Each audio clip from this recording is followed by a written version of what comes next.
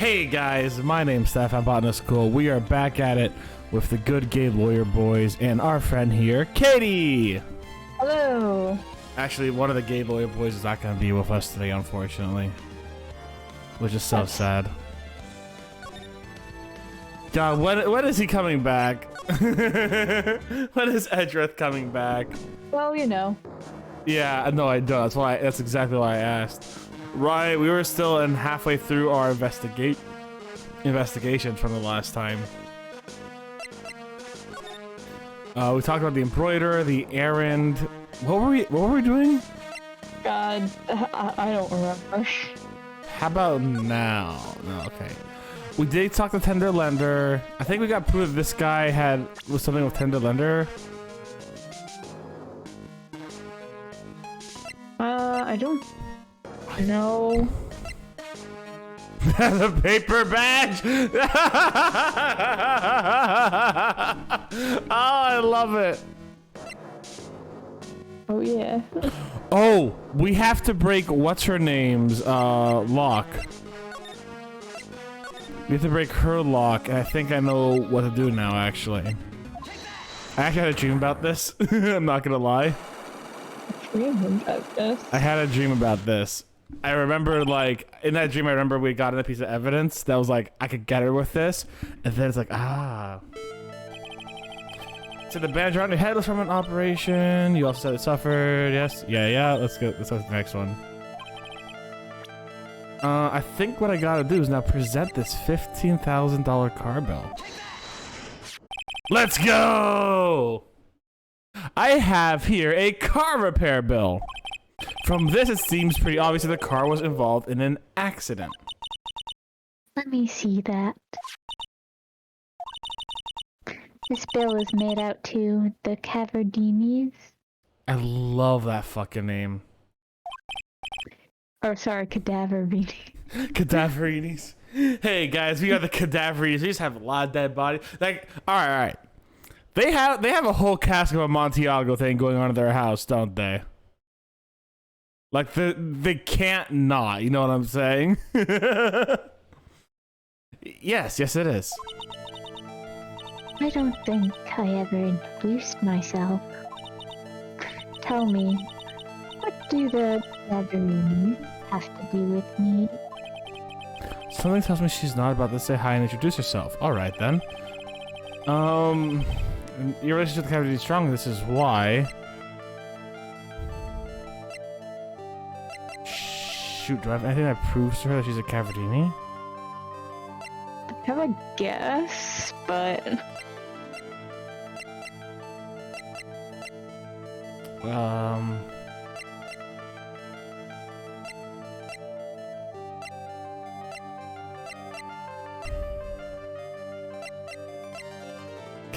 do I have a profile of any of the old Cavardini? Ooh. This guy. Yes! I know exactly who you are, Viola Cadaverini. You sustained an injury in a traffic accident, didn't you? It happened about 4 months ago. I was driving in one of our family's cars when someone pulled out in front of me. Wait, hold on one second. This is sus. How old is she? Oh, what? She's 25? She looks like she's 10. 10? Okay, maybe like 18, but she doesn't look 25. You know what I'm saying? She doesn't look 25. It was a motorbike, or something like that. I don't remember it much. Did she freaking hit Zinni off? Anyway, I swerved to try and avoid it, but...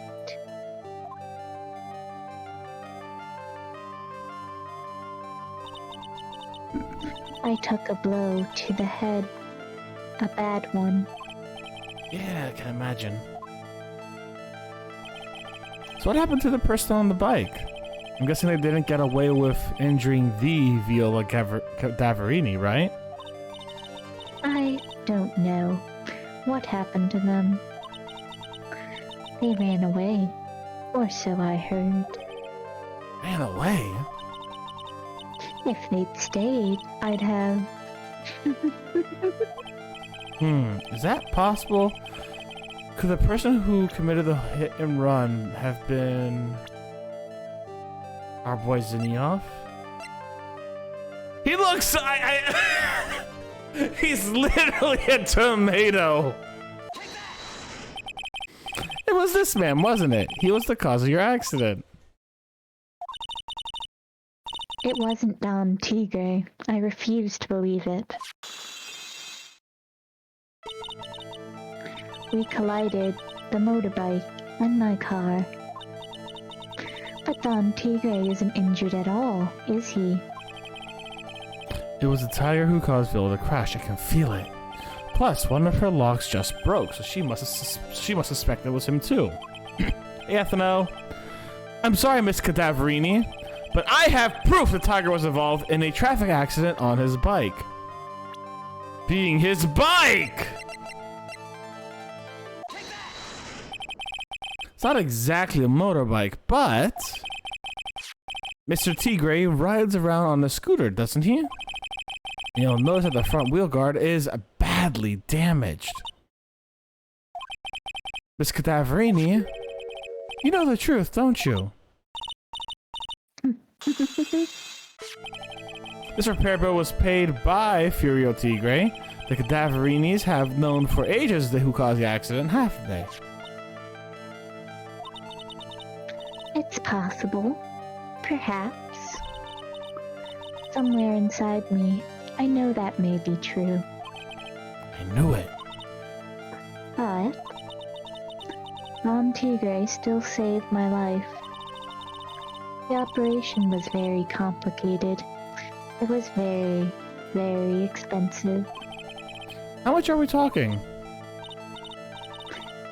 Very, very, very expensive. I mean, you are in America, so that makes sense. See, if this was actually Japan, she wouldn't have this issue. She seems kind of hesitant to give me an actual figure. I should back off. Well, anyways, it was the tiger. It was the tigre who paid for it, right? The tiger. After I recovered, Don Tigre told me. He said he paid for the operation because he cared about me. I believe him. Really? But do you honestly believe that to be true? Do you want to know what I think? I think the reason he paid for your operation wasn't because of you, but someone else.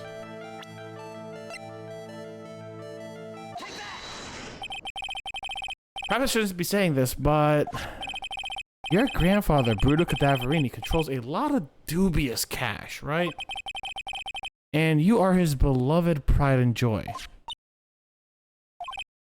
Sure, I don't know exactly how much the operation cost, but if you weren't the granddaughter of Mr. Cadaverini, do you think Mr. Tigre would have paid the money?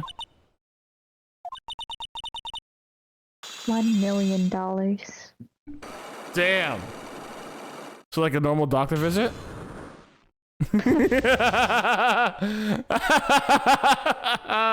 Slamming down the American medical system, guys. 4 months ago, I was in a traffic accident. That's why I needed the operation. When I woke up, they told me it was nothing serious. A simple procedure. Oh, really? Well, I guess you recovered in 4 months. It couldn't have been too big. They said the operation cost $1 million. Jesus fucking Christ. Love all the medical and healthcare side comments. Thank you very much, Ethno. $1 million! How many hamburgers is that, Maya? So many! Damn, I thought I got you there.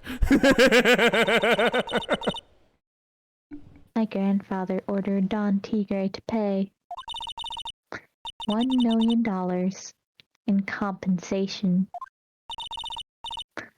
compensation, huh? It's underworld lingo for paying money to settle a score. Basically, pay or get into some serious trouble. But $1 million? This has to be related to our poisoning case somehow.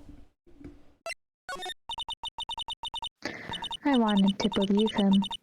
I wanted to trust what Don Tigre said.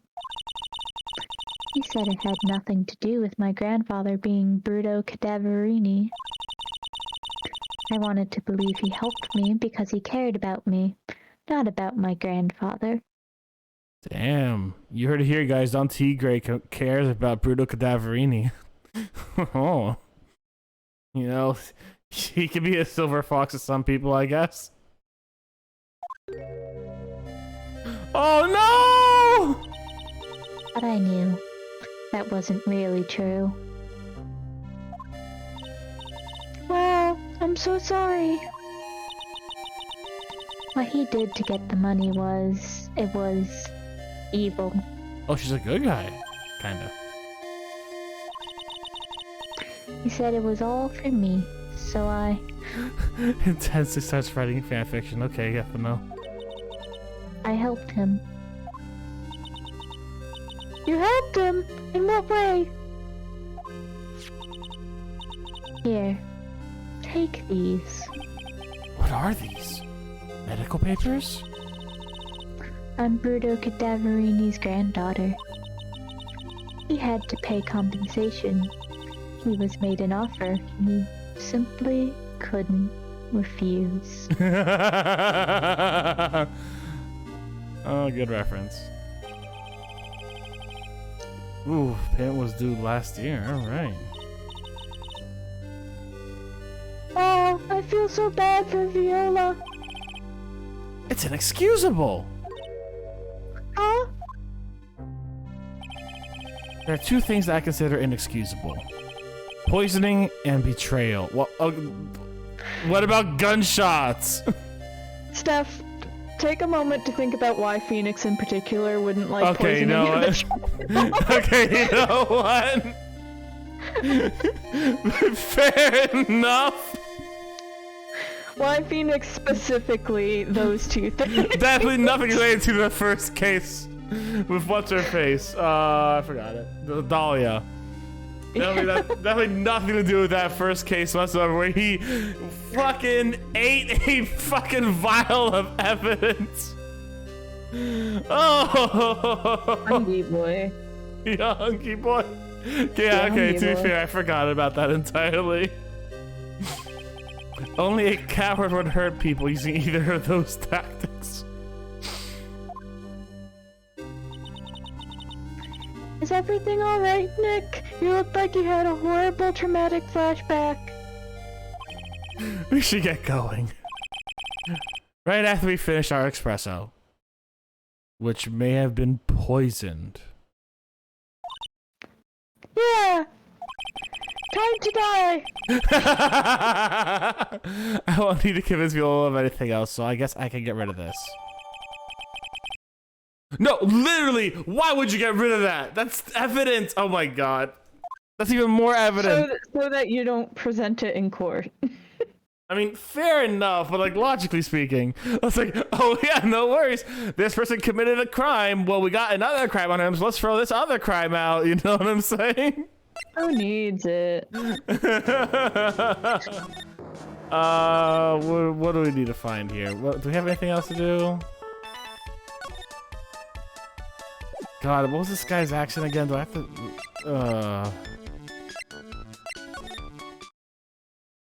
Okay, nothing here. I think we checked all this shit. Do we have to go to the detention center? Is that where we have to go?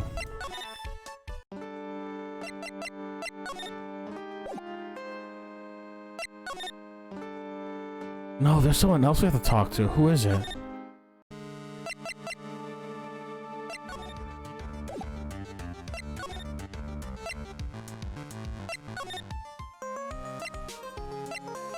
Actually, this is my favorite song in the entire Ace Attorney franchise. The Turnabout Sisters. The Turnabout Sisters and all the variants of it are so goddamn good. I love them. The ballad gets me tearing up all the goddamn time. It's so good. It's absolutely my favorite song in the Ace Attorney franchise. It's a bop. I feel like I've already been here.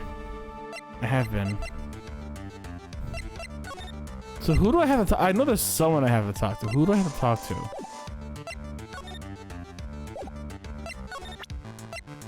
Here, look at these. Look at these private medical bills. No, okay.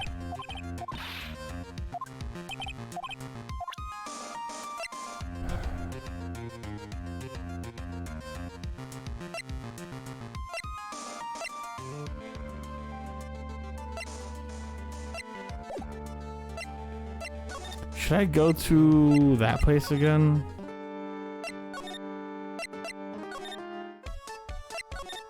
Bum, bum, bum, bum, bum, bum, bum, bum.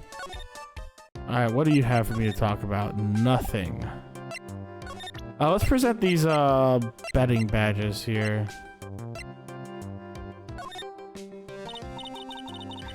Would you take a look at this? The song would be much better if they had those obnoxiously loud bird noises. Fuck off, FNO. The bird noise is Steph's favorite sound effect. Yeah, right. I'm sorry. That data is super admin restricted desktop access password protect. What?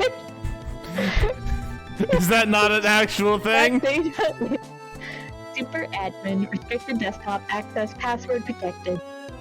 Is that actual computer thing there? It's a bunch of words thrown together is what it is. I mean, I kind of get what it's saying, but the way I would probably put it is like either admin or encrypted or something. Super admin restricted desktop access password protected. What? This is madness. No, Maya. This is Sparta! She won't talk unless we say the right code word. Code word. Sesame. Please, please, God, say this works. If this works, I swear to whatever is out there, I'm gonna flip my gourd.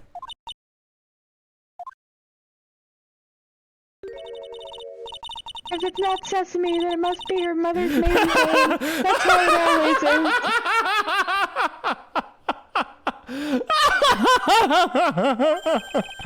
There's no point in having a password if it's always the same thing, Maya.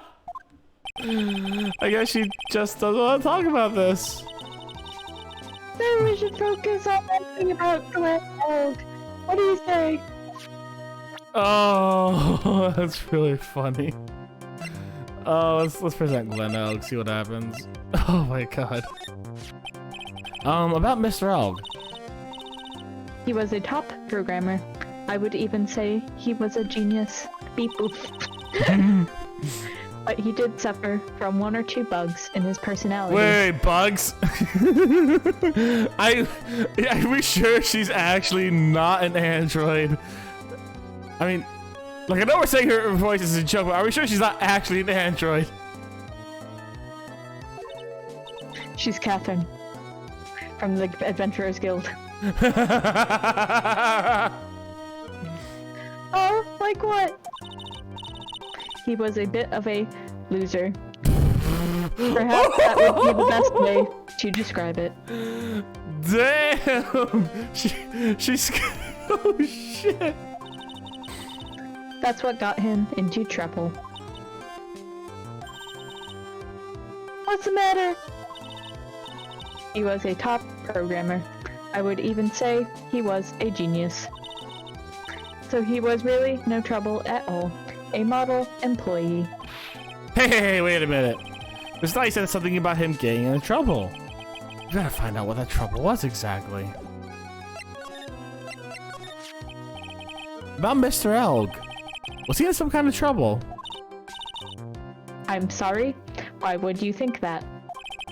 I thought you said something about it just now. You said he got himself into trouble because he was a bit of a loser. Ah! God damn it. All right. 3 Cyclops. Jesus Yes, Christ. Mr. Alec is just like every other man with his own pile of secrets. That's how men work, right? Pile of secrets. Just piles and piles of secrets.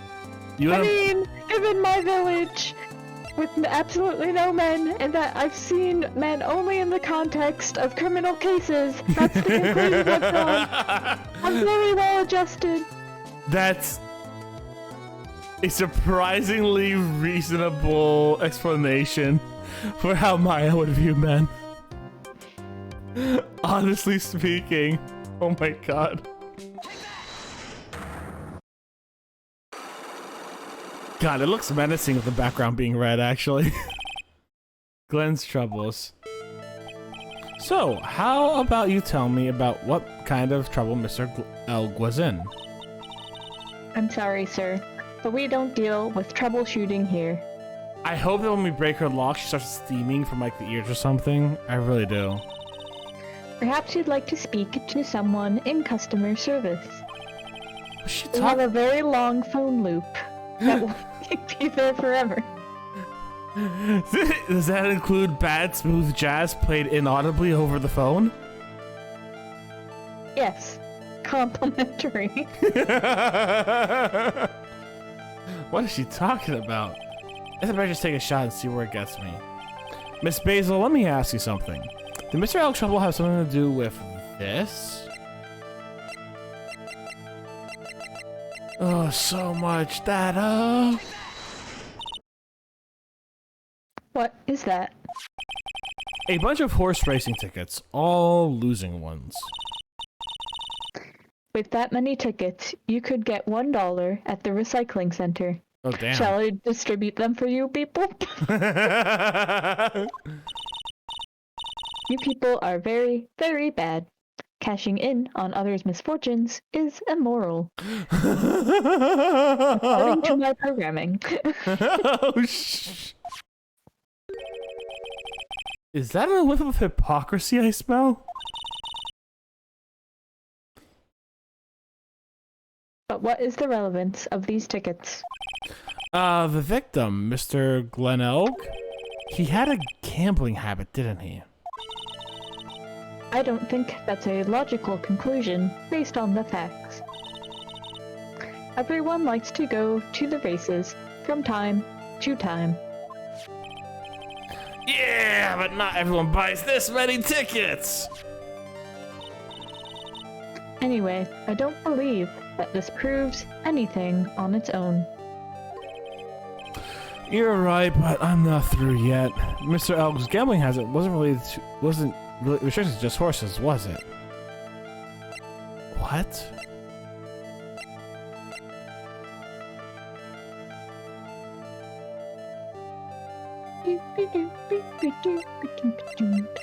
Was there other gambling stuff? I mean, oh. The lottery, horse racing, he bought a lot of tickets and lost a lot of times. That's gotta have hurt his wallet pretty bad, don't you think?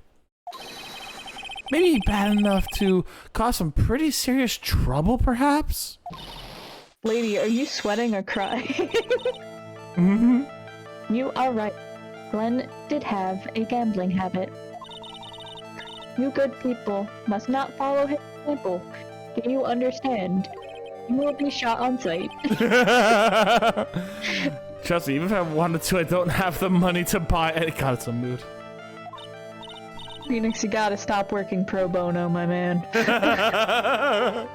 But if you win, there's no problem, is there?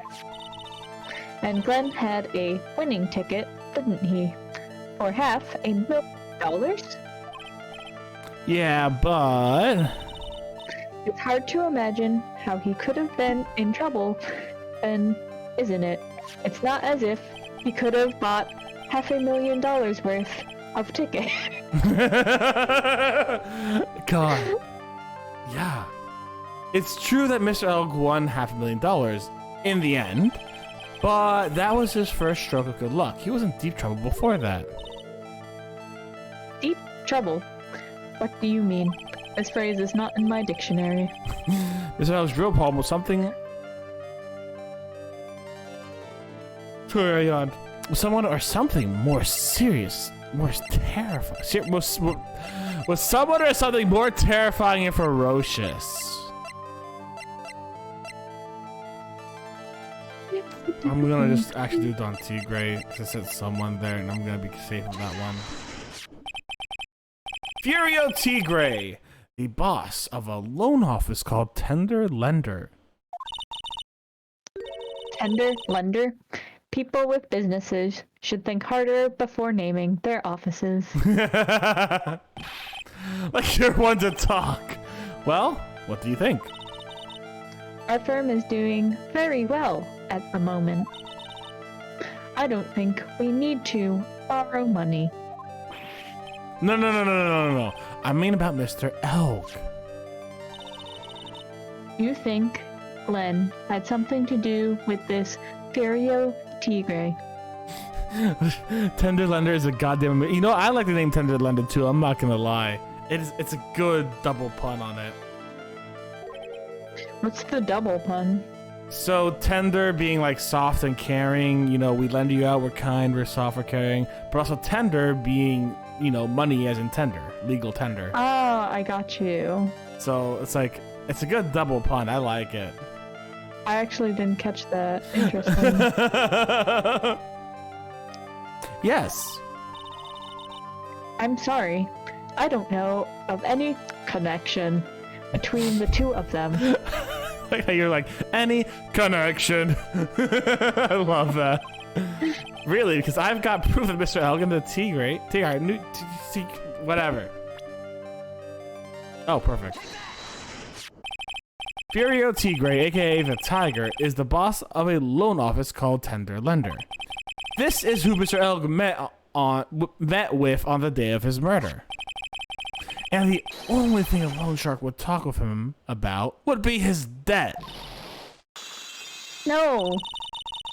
It's true that I didn't know how to do no in a robot voice. That's fair. No. Oh. Which reminds me of freaking Omega. Although, like, she does see, like, when she does break down, she does seem more human than robot. That is true. Like, it's going the opposite direction. That is true. It's true that Glenn had racked up quite a bit of debt from his gambling habit. Wait, what if? What if she's actually a human? Nah. Yeah, good point. About $100,000, I think. Jesus Christ, $100,000? Ouch! But I heard he won the lottery, so he should have been in the clear.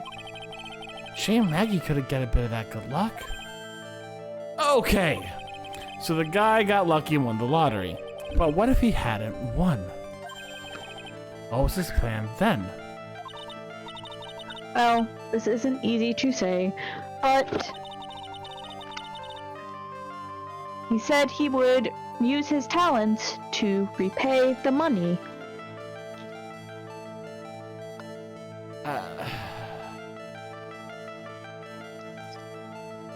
You good, stuff? We're gonna skip over that. Okay, I guess we're not skipping over that. His talents? I suspect he was talking about programming. Please get your mind out of the gutter, sir. New fan fiction coming up. What computer program is worth $100,000? Okay, that's, you know, maybe back in the day. You know. Perhaps you good people should leave so I can get back to my work. I already wrote it, Ethan. Oh no. I'm so close to cracking her. The program in question, was it by any chance this? What?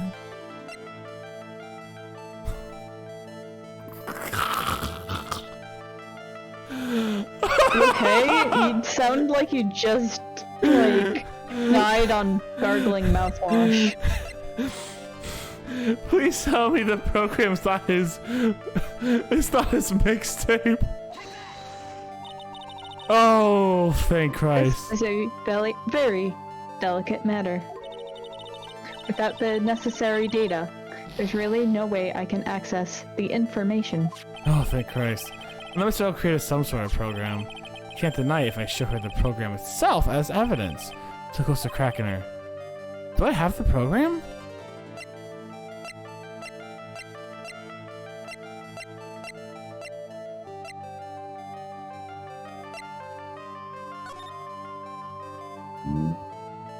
The 100,000 makes sense now that's written up there. I don't think I have the program, do I?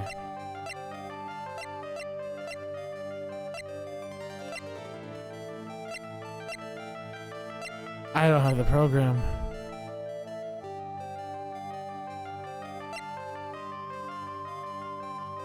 Fuck, where do I get the program?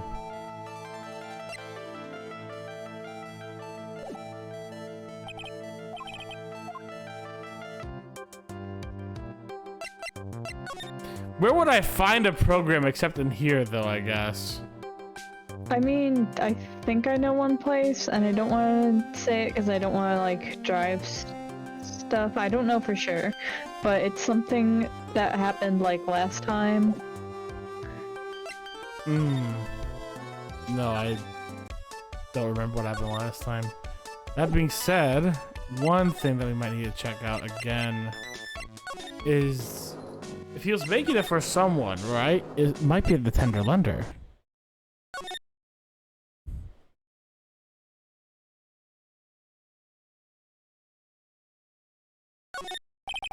Win through compromise. I wonder what that's supposed to mean. It must mean something if they took the trouble to frame it like that. Yeah, well, it still doesn't make any sense to me. That. Ah! That's Tender Lunder's guiding principle. Oh? Compromise the customer to win. Oh my god, no! But just like, I can't imagine where you would find a program. Such a mystery. I'm like, yeah, in the programming place. Oh, I see. How about you, Nick? Yeah, well, as long as we don't have to compromise my hair, I say we're doing okay. That's one slogan no business owner should ever explain to their customers. Ugh.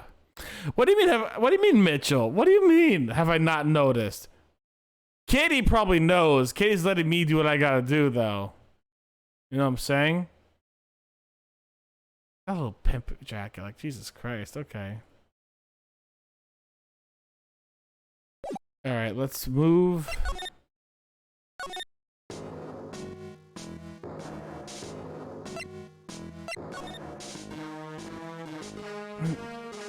What are we gonna get from here? Is it in the sandbox? I used to love sandboxes like you would not believe. Really? You? Sure, finding iron fillings in the sand with a magnet was my favorite thing to do. Iron filings? Wow, that's too exciting for words. It was my ambition to collect every single shred of iron in the sandbox. I was such a kid back then. So, did you manage to get all the iron? No, I never did. I think I came close, though. Come to think of it, I still have all the iron filings I found way back when. You want them? No. Oh!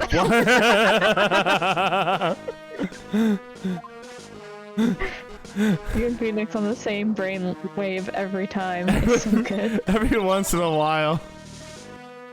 This place is so pretty. Just like our cast.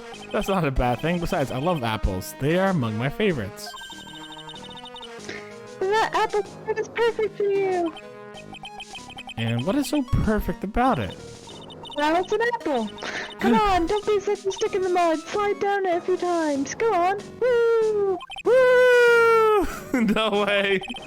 I had covered in sand if I slid down that slide. Anyone could see that. Yeah, you're right. Otherwise, I'd give it a try too. Okay.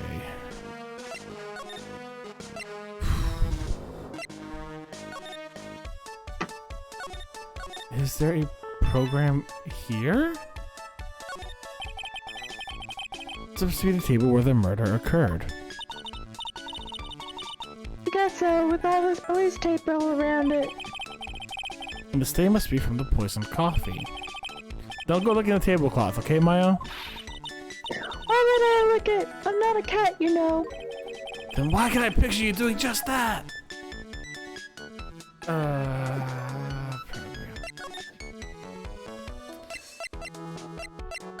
Anything in the kitchen?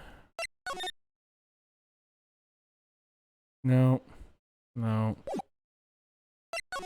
Maybe it's with,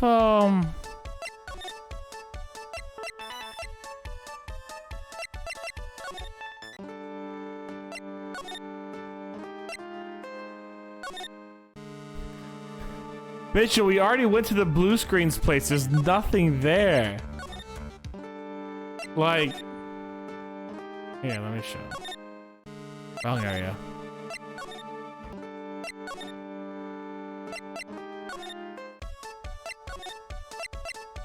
Like, these guys basically made us go on a hunt to physically find a program now. And the problem is I can't find anything in here. Like... Nada.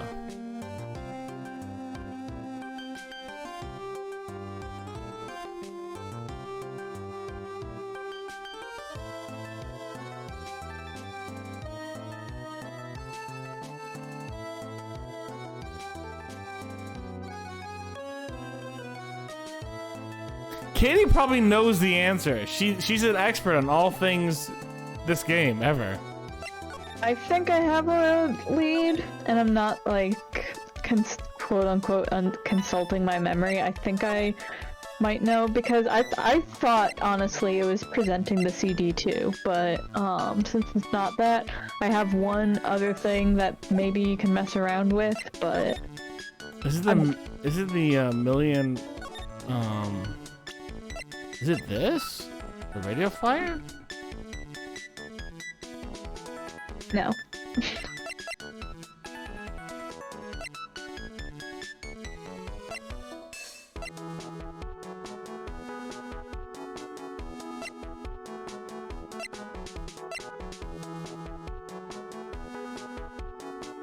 I've seen the lead, it's hilarious. Oh my god, so you know exactly what this is.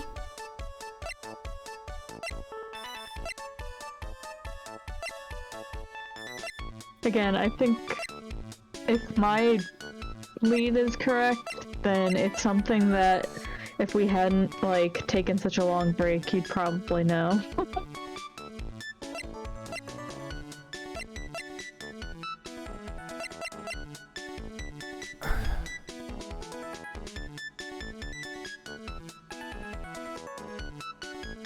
We need to find an actual program. We have a program we have to use. I'll give you a hint, but it might be too obvious. Sure, give me a hint. It's probably gonna be too obvious, but do you remember why Gumshoe couldn't come investigate with you? No. It's because the whole police station was having issues with the virus. I remember the virus, yeah, but I don't have the program itself. Right, but what I'm saying is that's the only lead I remember having. Fair enough. So I don't know if it's... I think it might be messing around with Gumshoe. Like presenting shit and stuff. Okay, let's try presenting things to Gumshoe then. Like... This guy was a real programming genius. They called him the walking computer at the place where he worked. What happens when he crashes though? Does it just stop moving all of a sudden? It wasn't literally a computer, Mayo. Anyway, there's nothing to do between Maggie and the victim.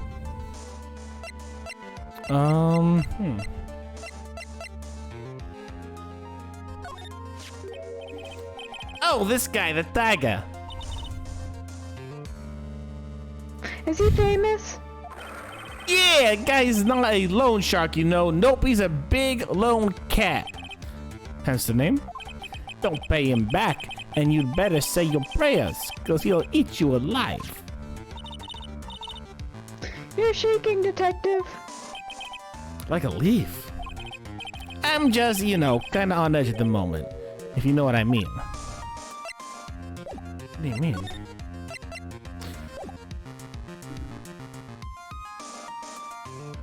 How do I take the computer virus? Like, I do remember there being a computer. Hey, Remus, how you doing today? Mitchell knows what it is, and he's laughing.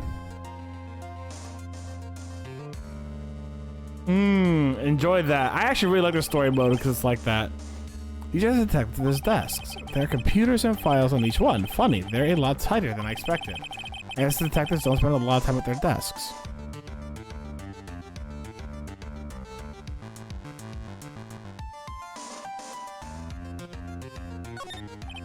That must be one of the detectives. He's mumbling something to himself. Your batteries don't last forever. Remember that when you're having fun and okay. You think about smoke alarms. Oh. Okay, he must be coming up with slogans for for fire safety campaign. I guess even know what he's trying to get across anymore. Especially the chief detective's here. He looks lost now that the power to his computer has been cut. Oh well, looks like I'll just have to read the paper now. There's usually some reports. Just a suggestion. Look at this. This paper's more than a month old. And someone's written all over it. Who's the clown that put this on my desk? Well, speak up. He just wadded it up and chucked it in the trash. That's an important piece of evidence. Possibly both there, Mitchell. Possibly both. I'm scared now. Hey, that's a police mascot, isn't it? That's the Blue Badger. It was my idea. I made it, and now it's the national symbol of the police. What's with the pink one? It's new, right? She's not in it, Nick. She's a she. Right, Chief? Yep, meet the pink badger. So one's called blue and the other's called pink. But they're both called Badger? You got it, they're married. Mr. and Mrs. Badger seem to be cuffed together, Chief. It was a shotgun wedding. Anyways. You got it. There's marriage for you. Whoa, mascot that's deeper than the deepest of the deep oceans. No, that's the shallowest joke, Nick. Poster of a female police officer. Wait, no, that's the latest base. Oh my god.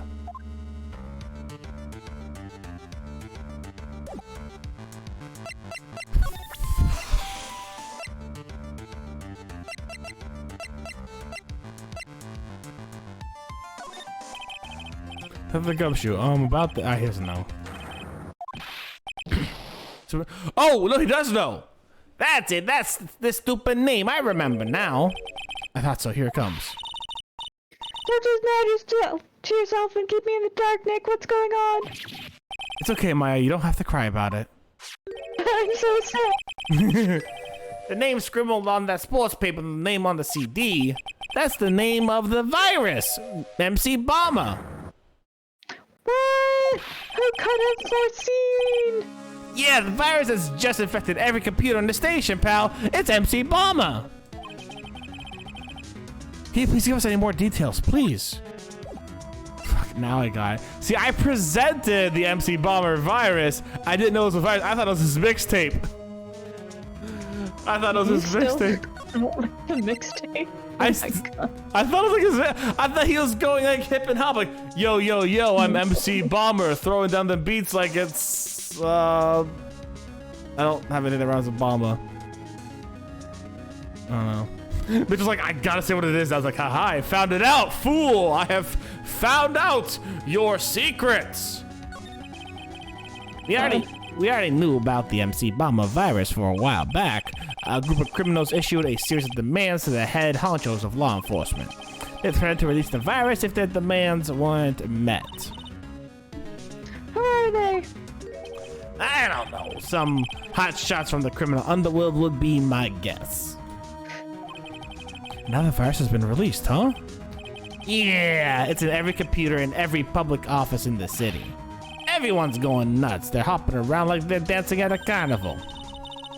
All this stuff with criminals and viruses. It almost feels like we're in a sci-fi movie. Apparently the programmer who made the virus is a real genius or something.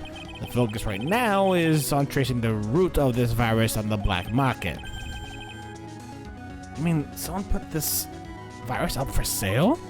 Yeah, and because this one's so powerful, they're estimating its price tag was in the millions of dollars, pal. In the millions? A virus can be worth that much? Yo, let's go, Remus. I can't believe it. I almost forgot the most important thing. And that is? Lunch, pal. Oh, God, I actually got...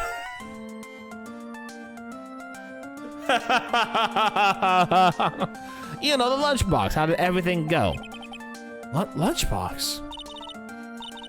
You remember the weenies?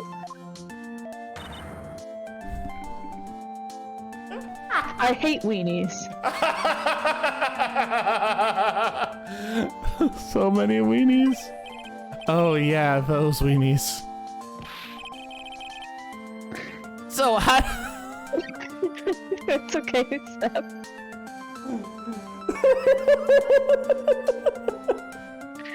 Steph, no. Steph, no. Steph, no.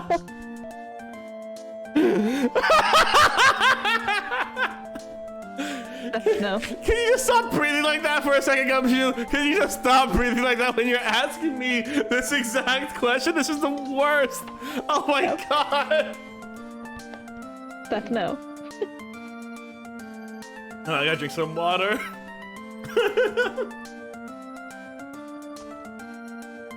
Remus, I hate this too, my friend. I hate this too.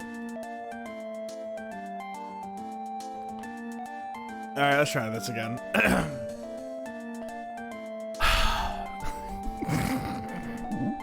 God, Steph. He's done this twice! He's done this to us twice! Child. Ugh. The fanfictions, yeah. So,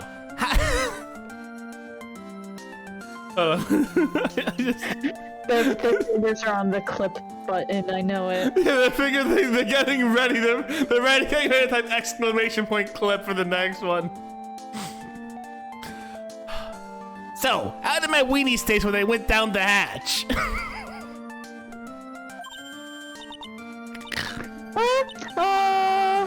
It was delicious. Yeah, that's what she said. Really?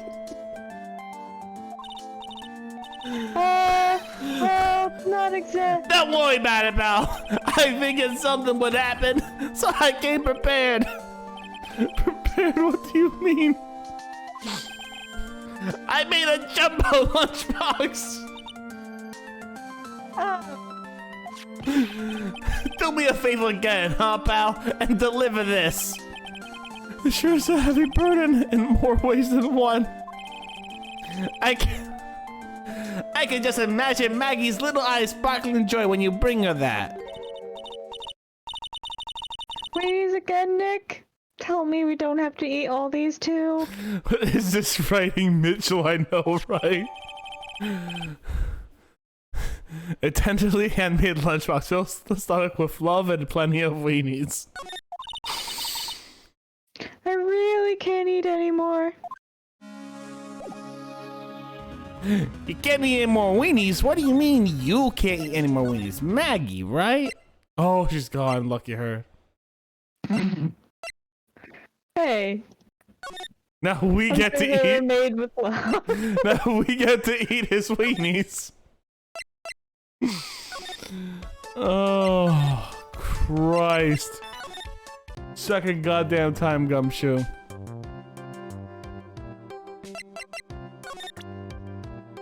Oh, no, we got this. Actually, so what happened was I actually did this whole thing before. I was just missing the virus. So I'm good from this point on. We're actually Speedrun, let's go. Speedrunning. Look how fast I can click the enter button.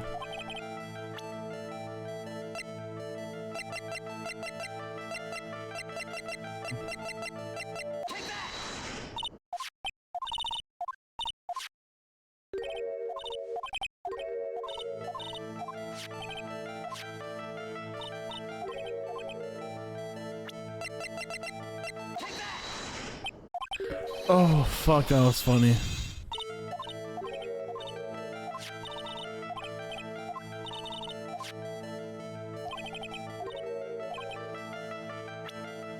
I will say this, though. I think the funniest joke I've heard in a while, which, if you guys have been on my YouTube, you've seen. Yesterday's Portal 2 video came out. It was the funniest fucking thing. Because GLaDOS was talking about why she couldn't help Chell in the test, because every time she would get electrically shocked. So here's Wheatley just like, oh yeah, I'm gonna be a bit of an asshole and make you go through a hard test or whatever, and fucking GLaDOS is like, oh, don't worry, all we need to do is pull the lever, and Wheatley's like, no, you needed to push it. Ah, he gets fucking shocked. And then GLaDOS has a shit-eating laugh like, and I love it so much. Oh, funny as I literally was about to have a coughing fit because of how funny that was. Oh.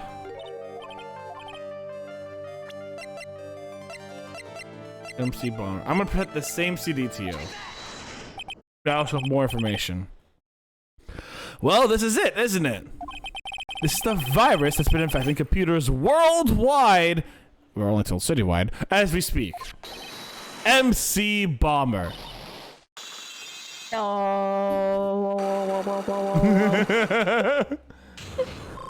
No, so here's the thing. I had done all of this work without the information that it was a virus. I had the CD, and I thought it was his mixtape the entire time. I thought MC Bomber was like, this is his mixtape. He wants to be an aspiring DJ.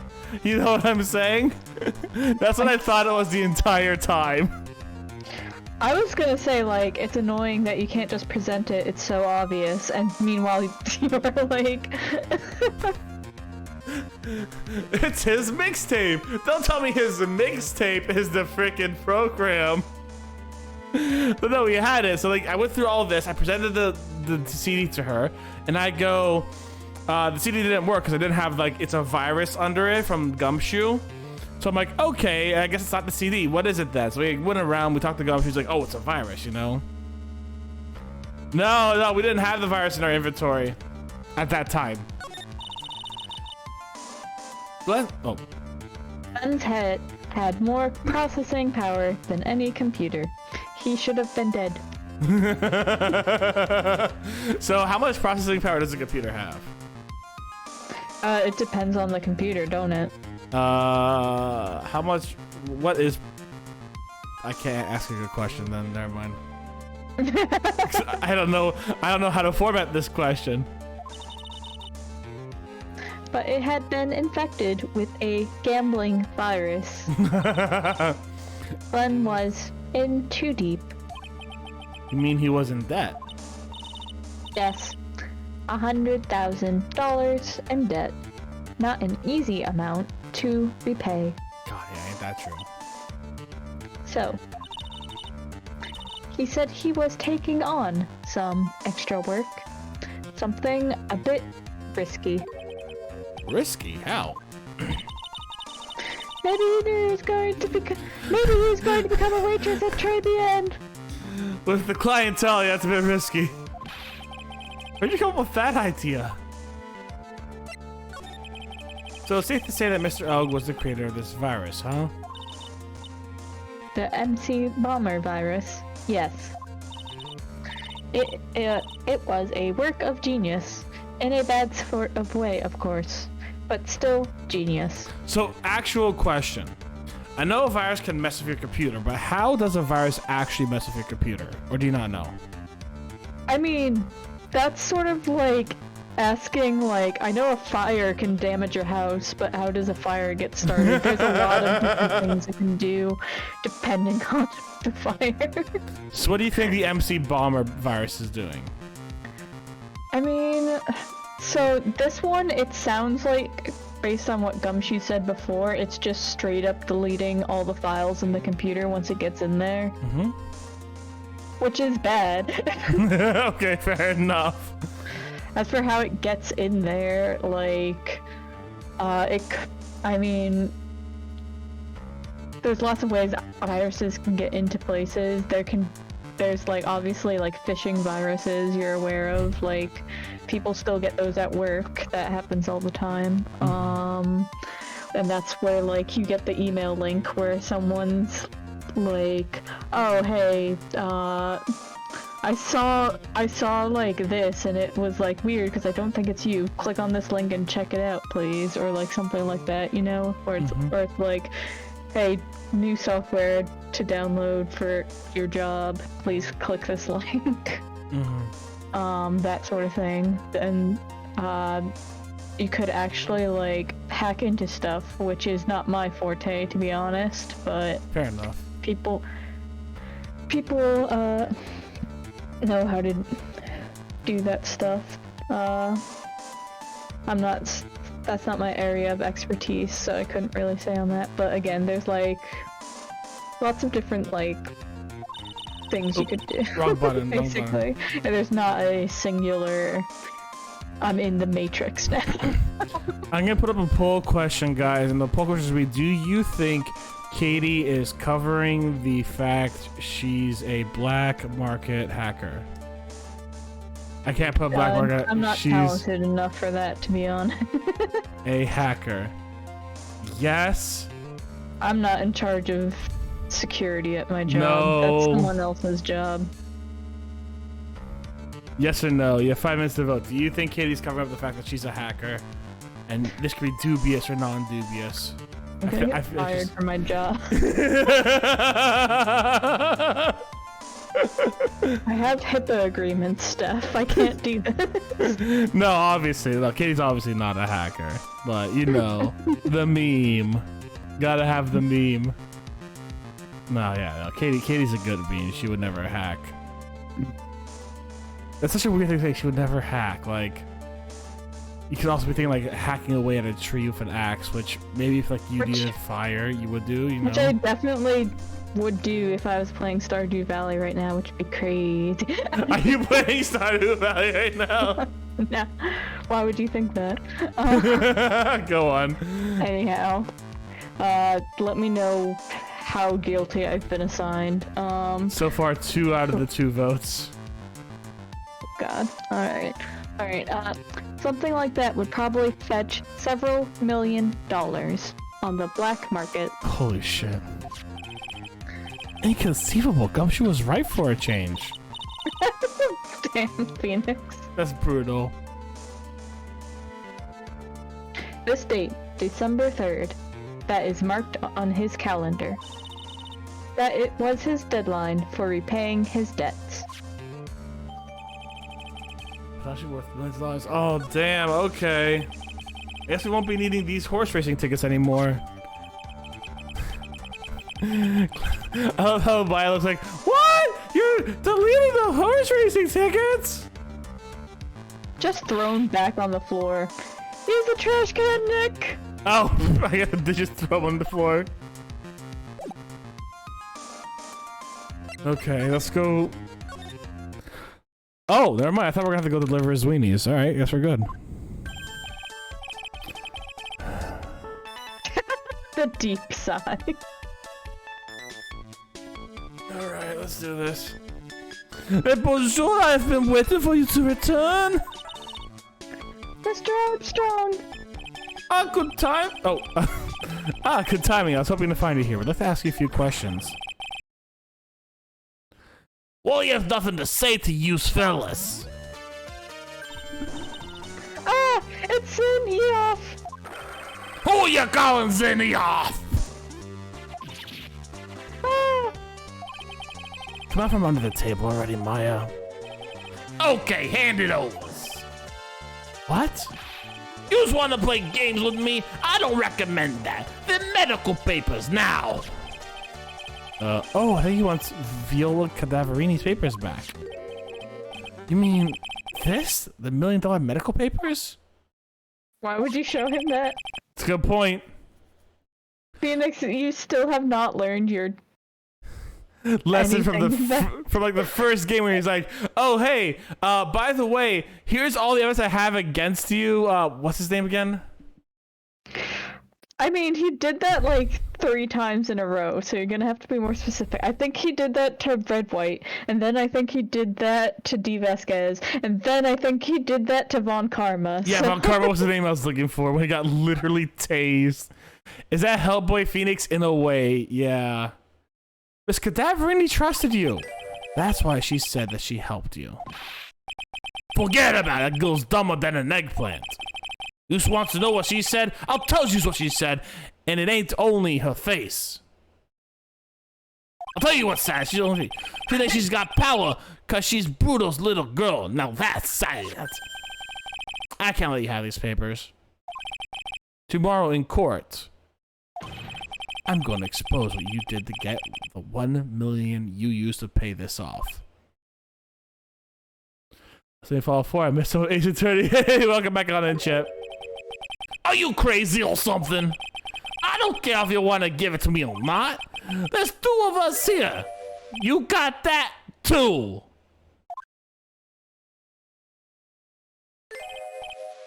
Oui. Mr. Armstrong.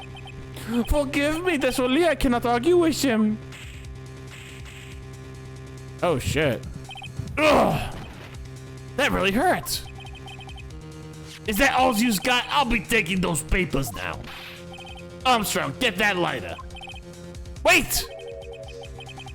Don't take it too hard, Phoenix, right? Yeah. That was so stupid. I shouldn't have let my guard down. No shit. Phoenix keeps expecting to operate in a world where people aren't insane. Hold it, pal. It's me, the cops. The one time I did my job correctly. Have you seen the compilation of Gumshoe yelling "It's the cops" in the English dub? Wait, does he actually yell at the cops into the English dub? He yells "It's the cops" in the most, I don't remember what the accent name is, but like, he just has a very thick accent, and every time he's like, "It's the cops." Oh my god. So good. I gotta watch the anime. I'll show you this after this. Please. Detective I don't have the video. You gotta have to look it up on YouTube. Detective Gumshoe. Detective? Yeah, post it on the Discord server if you can, Katie. You say you're gonna stop me, Mr. Copper? Beat it! Gwah! Whoa, come on, Gumshoe, keep it together. You guys, get out of here. Leave this guy to me. But, yo, pal, and take this. If you get hurt, who's gonna look after Maggie, huh? All right, thanks, Gumshoe. Wait, Nick, don't leave me behind.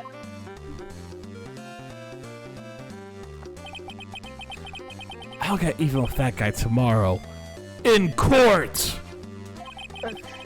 Tender Lender is going down. Where do I post this, Gen Chat? Yeah, post it like general media or something. Memes. Memes, yeah, memes. There you go. Nah, I will say this. One of my favorite games now to play when I get Chinese food is the in-court game. We take the fortune cookie, you open it up, and you have to read out the fortune and then say in court at the end of it. Pardon? So, there's all this on like Twitter. One of the few Ace Attorney posts I've seen on Twitter. And it's like, what if when we got our fortune cookies, we played the in-court game where we read the fortune out of the fortune cookie and then say in court at the end? Interesting. Yeah, it leads to things that are ridiculous and 100% not meant to ship Phoenix and Edgeworth. Good morning, Mr. Wright. Good morning, Maggie. So, what do you think is going to happen today, sir? Yesterday's session didn't go so well and ended on a giant mystery. You're not gonna ask about my like 3 black eyes? I just got beat the shit out of you for you. You're not even gonna ask about my black eyes. Mr. Wright, I couldn't tell the difference between you and Zin Enoff. I don't know why you think I'd notice a black eye. My prescription is severely outdated. I will say this, Chip. From what I'm aware of in the actual Phoenix Wright anime, the English dub has all the good puns in it, while the Japanese doesn't necessarily have ones that translates to English. Yeah, so that's the whole thing about Ace Attorney, right? Is like, it's one of the few times that like, you recommend the dub over the sub. I would say at least, just because like, instead of pun names, they have more symbolic names because their names are built with like characters in them. And the characters usually tie into what they mean in ways that are sometimes not as funny. Like, everything's like a massive pun in English, but in the Japanese it's not so much. God damn, Chip. Alright, and it just doesn't have like the same references and stuff. Like for example, I'm pretty sure the Japanese version would not have the "This is Sparta." Yeah. Wait. This came out after 300? It must have, right? Let me see. Hold on. Look at when Trial and Tribulations came out. I'm looking when 300 came out. Okay.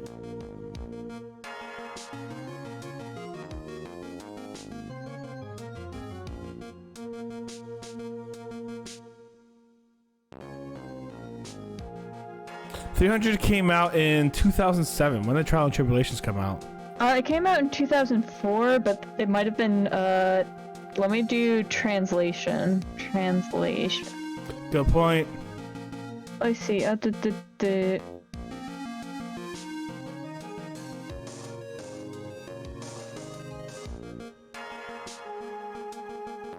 release localization. The localization...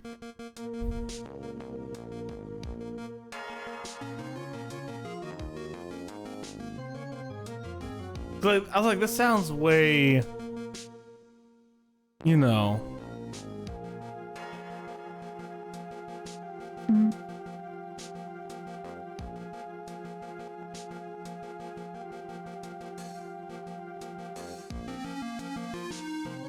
I think...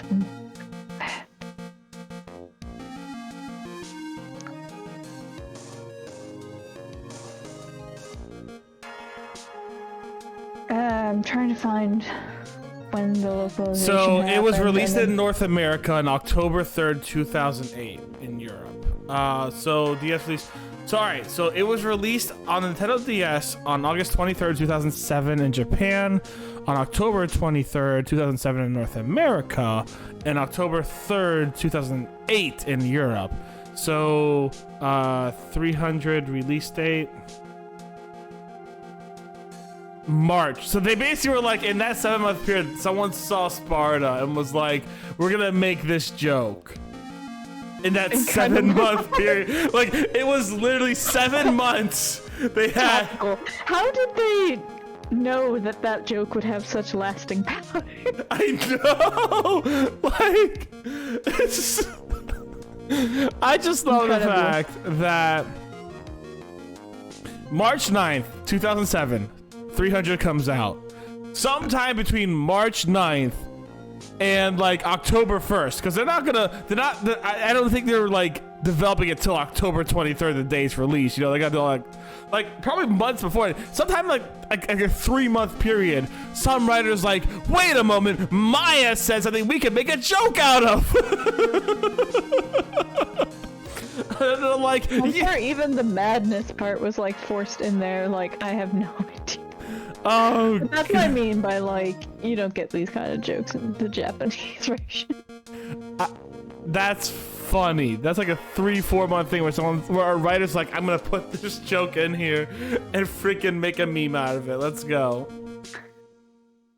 I've also pasted the caps video. Yeah, I will have to take a look at that after for sure. That's true. And we still haven't solved a single part of it yet. Are you okay, Nick? Huh? Oh, yeah, about this concussion I had from being beat the shit out of yesterday. Oh, of course, I'm fine. I mean, he's had worse concussions. Literally. Yeah. I doubt that. That little flash of doubt in your eyes. No. That wasn't doubt. That was the concussion. Why don't I believe you? Because you need to update your prescription. It's nearly time, Maggie. You better get going to the defendant's seat. Roger. Don't let me down, Mr. Wright. I'm counting on you. Hey, pal. Hey, Detective Gumshoe. Quit stressing Maggie out. She doesn't need that. How'd you know she was stressed? I was watching through the door. Okay. You okay, buddy? Do you have a stalker problem? Oh. Yeah, you're... come on. I mean, this one is, like, debatable okay, because, like... Yeah, that's fair. Like, Atrash and she's mad at him over a misunderstanding, so it's not like...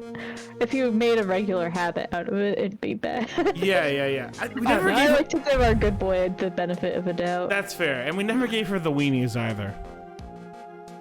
We never gave her the second box of weenies. You look like you lost the case already. Show a bit of confidence, will you, pal? Here, maybe this will help. Huh? Have you taken up aromatherapy too? And not in a million years, pal. Don't tell me that you don't remember this thing. Come think of it, doesn't look like one of those aromatherapy bottles. This is a small bottle that turned up in Tresbian's kitchen a couple days ago. Wow, look at all these little bottles. Oh, the aromatherapy oils. He's got so many, they're overflowing onto the floor. Hey, wait a minute. There's one bottle that's different from all the others. Destroy it! Well, what do you know? And it doesn't have a label either. I have a sudden urge to eat it. Chom. And doesn't smell. Not like chloroform, at least. We got the analysis back from the lab.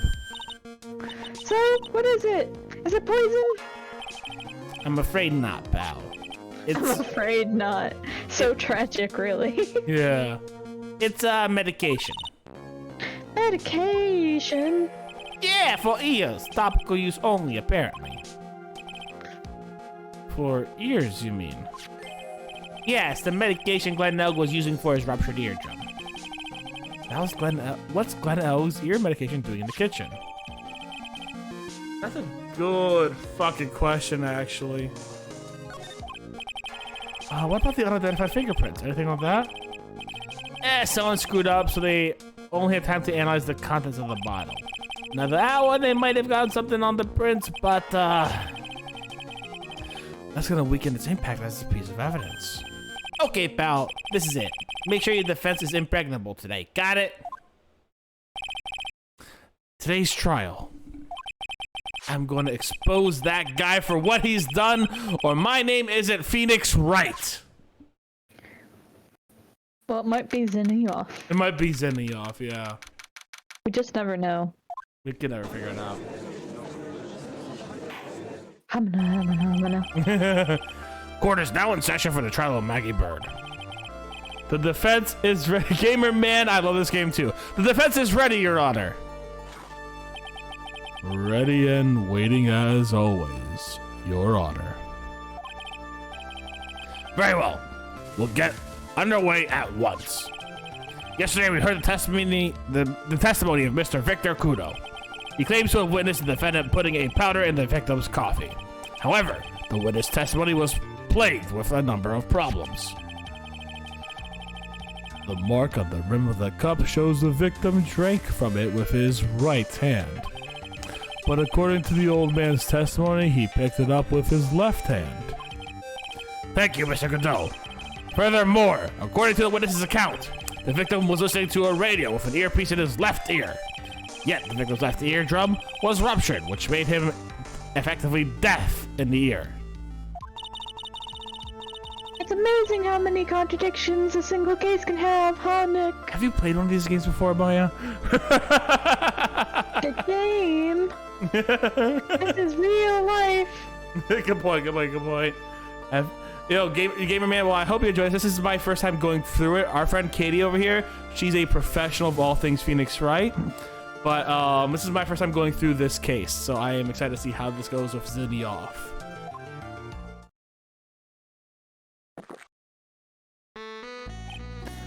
Ha! Allow me to enlighten you, Your Honor. The world, you see, keeps oh my god. The world, you see, keeps turning, and we must turn with it. You've lost me already, Mr. Godot. Don't let the mysteries of yesterday mystify you today. Only losers think like that. You've got to change with the times. That's one of my rules. Like not drinking more than 17 cups of coffee in one trial. Are you implying that you've resolved these contradictions? You know the answers to these riddles. The old guy wasn't just throwing seeds in here, he was throwing us off the scent. And today I will prove it. Very well. Let the first witness take the stand. Oh God, no! No! Ah! And you are? Oh, bonjour, everyone! I am Jean Armstrong, je ne bien restaurant enchanté. Can I even stand like that?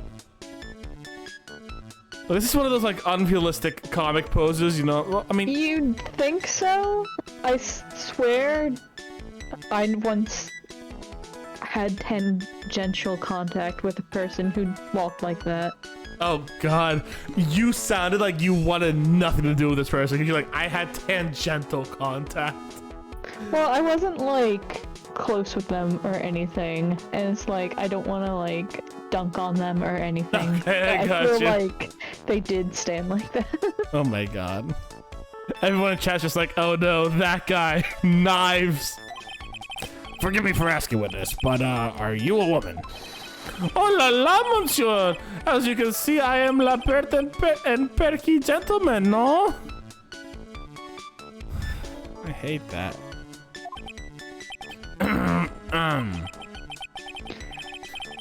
On the No day... game's written for this time. I know, right? On the day of the incident, you were at Tresbien's kitchen. Isn't that right? Oui, monsieur. Everything feels right. Why are you smiling, Godot? Why are you not uncomfortable? He's into it. Oh no, Godot! Huh. Wow, he's totally unfazed. Does nothing intimidate this guy? Very well, your testimony, please, witness. Please tell the court what happened that day at Tresbien. Oui, volunteers.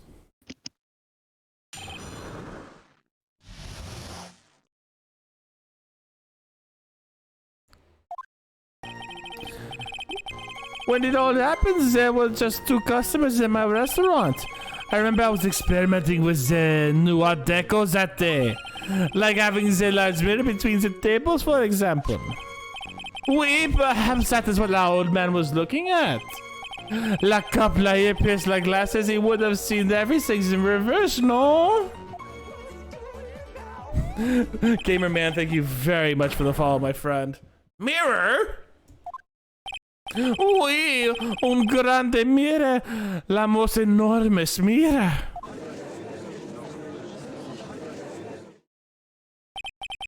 And suddenly the mystery disappears. Like I said, the world keeps turning, so roll with it. That'll explain the coffee cup and the earpiece conundrum. That mirror would have made everything appear back to front. What the heck? It's way too early in the morning for this to be happening to me. Now then, Mr. Wright, you may begin your cross-examination. Okay. Fine.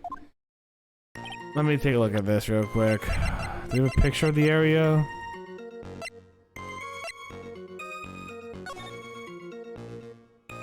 There's no mirrors.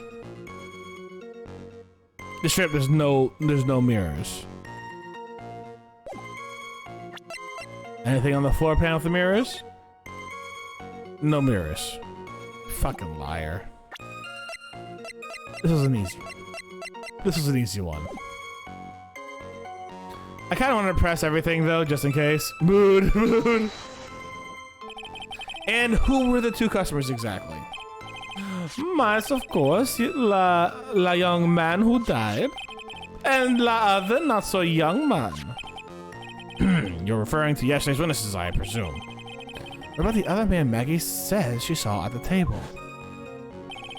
Something tells me Mr. Armstrong isn't planning to disclose his existence. Yeah. We need some hard evidence first before we can bring him up, don't we? I guess I just have to try a different approach for the time being. Yeah, gamer man, I've heard. It can be bullshit at times, but you know what? I'm enjoying it still quite a bit. You were experimenting with Art Deco?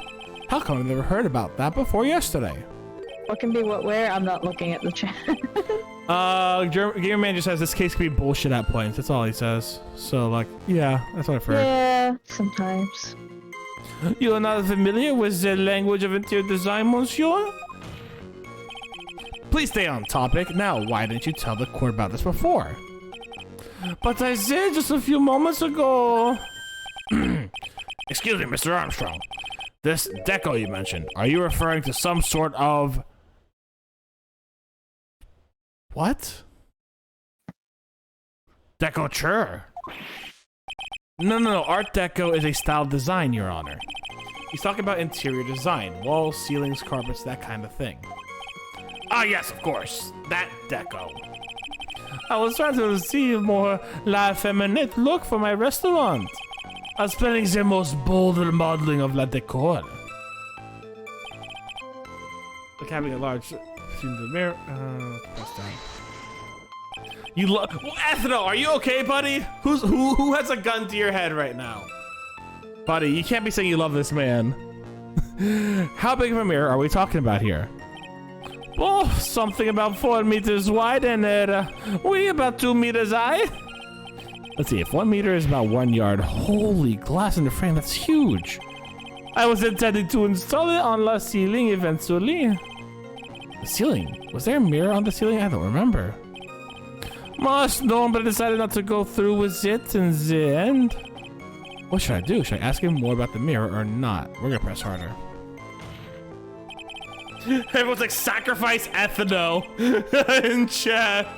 What do you mean it's on him? He's the pinnacle of human beauty. That smile, that tan smile. If he really had such a large mirror in the restaurant, someone would have noticed it. But there's nothing about a mirror in Mr. Kudo or Maggie Bird's testimonies. But... You didn't ask, Trite. You only have yourself to blame for such sloppy work. What? A mirror was delivered to Trespien the day before the incident. Really? As Mr. Armstrong testified, he was carrying out some design changes, and it turned out he didn't actually use the mirror in the end. This just doesn't add up. Even if a mirror was delivered to Trespien, it doesn't prove that it was in the restaurant on the day of the crime. Ha! If you want to doubt someone trite, look in the mirror. I'm sure the person looking back at you will be dubious enough. So the witness yesterday had seen the victim reflected in the mirror. I'm just gonna go. I'm just gonna present at this point.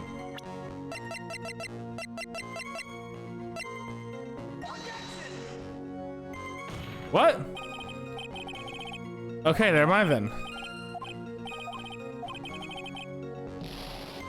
It's a picture without a mirror. What do you mean? It's what? Man, it's been so long since I played this one. I don't even remember. Y'all some bad taste, bro. Y'all have your opinions even if they're bad. Oh my god. Sorry, Chip. I'm a vampire. I didn't appear in mirrors. Damn. Go into the sun and burn. There's no mirror here. What do you mean? This is proof there wasn't a mirror, you bastards. There's literally no mirror here. Fuck off.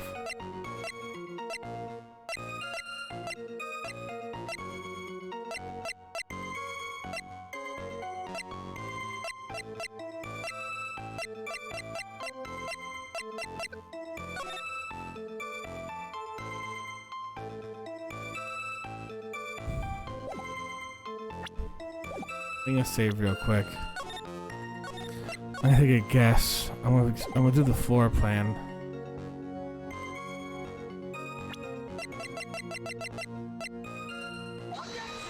Nope.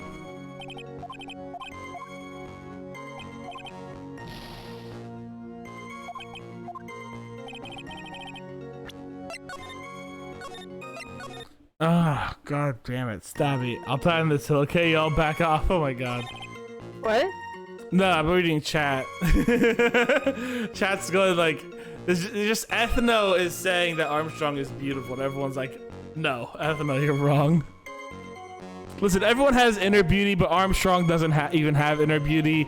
He's literally helping them, a murderer. All right, guys. Normally, I'd expect people to know the difference between a reflection and a real object. Normally? How does normality come into this? That's lame, Trite, even for you. Huh? Are you trying to say that if something isn't normal, it isn't possible? Is that it? Where does that leave the porky-headed lawyer and the top-knot chick over there? And the ungodly cool guy with a mask over here? Well, Trite. Ah, not the hair. I do not have a top knot. Mr. Godot's correct. A lack of normality is no basis for discounting an argument. Behind logic is one latte.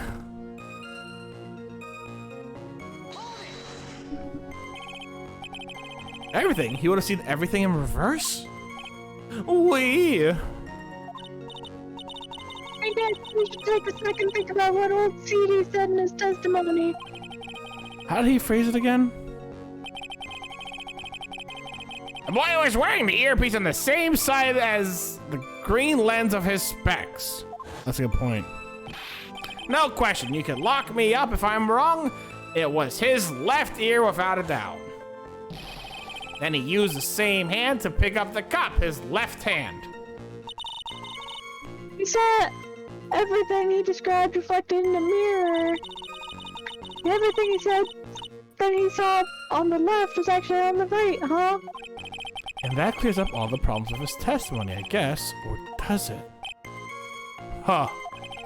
It's kind of hard to believe everything is the fault of the mirror, but... You think that CD saw everything through a reflection?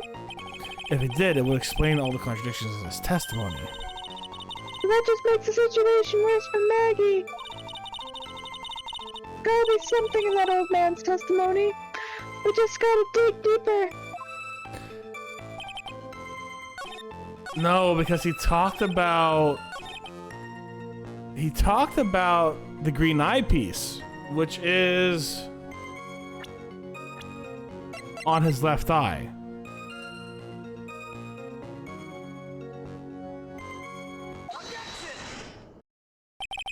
That's a good point. Tip, Scooby-Doo the shit out of this. Thanks, chat. Thanks, gamer man. For the legal system is yeah. The coffee cup, the earpiece, the HMD. Let's think back over Mr. Kudo's testimony for a second, shall we? A boy was wearing the earpiece on the same side as the green lens of his specs. No question, you can lock me up if I'm wrong. It was his left ear, without a doubt. So, to summarize, we were told both the HMD and the earpiece were on the victim's left side. Now, if Mr. Kudo saw all that as a reflection in the mirror, it means both the HMD and the earpiece were actually on the victim's right side. Exactamente, you see, monsieur. Now that you think about it, it's not so hard, no? Unfortunately, that's where we run into a monumental contradiction with the facts. If Mr. Kudo really did see everything in the mirror, why is the HMD is now on the wrong side of the head? Order! Mr. Wright is correct. The witness generally observed the victim reflected in the mirror. Then we would expect the victim's eyepiece to have been over his right eye.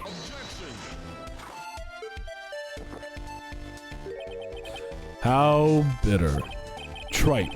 You should have a taste of this bitterness. It'll calm you down in no time. Are we talking about your coffee or something completely different? You don't understand the way the witness thinks.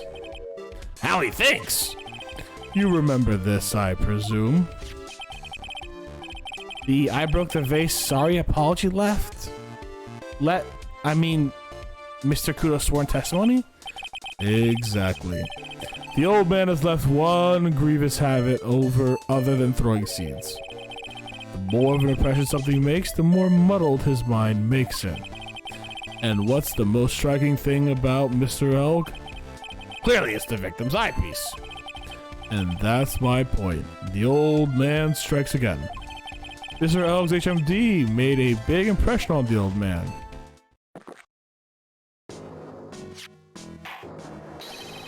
I saw the earpiece and those newfangled spectacles he was wearing. Oh yes, they were both on his left ear. Do you hear his left ear? Ha. Well, Trite.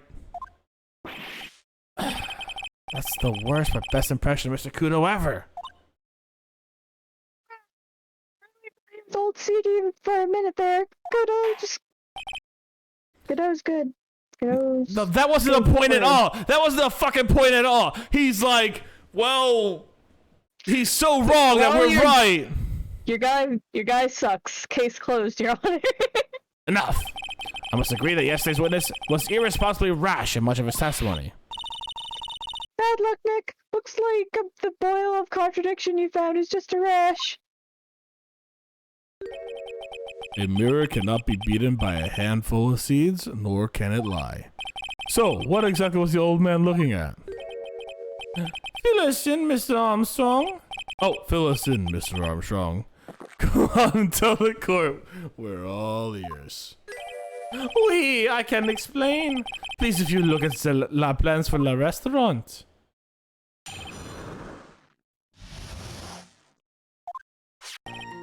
Hello, is everybody sitting comfortably? La mirror was in the middle of the restaurant, dividing the two halves. There's only one seat from which you can have seen an image of la victim. That was la seat at the table next to la victim. That was where la old man was sitting. After la terrible incident occurred, I moved la mirror so it was not in the way. Thank you, Ethno. But naturally, I did not touch anything else. Summoning a friend, our boy Beta Hooper is here. I see no problems with the explanation we just heard. Oh, and Chip wants the badge. All right, let's give Ace Attorney his. Let's give Ace Whooper his badge. We can solve the detective case now with our boy Ace Attorney Whooper. I see no problems with this explanation we've just had. From the table next to the victim, Mr. Kudo could have seen the victim in the mirror. In the pure nail. Okay, gotcha. Ooh. He's got to defend himself. Fair enough. What a naughty little coquette I am, confusing all the men like this. I hate this. I just hate this. Don't worry about it. We can keep up, except for the guy breaking out in a cold sweat over there. I hate that guy. We have more things coming for him in the future there, Gamer Man. Do not worry. Our boy Beta Looper will get more swag in the future. You said you didn't touch anything else apart from the mirror. Are you quite sure about that? Volunteers, of course! I hate his mouth the most. I really do. Very well, Mr. Wright, your cross-examination if you please.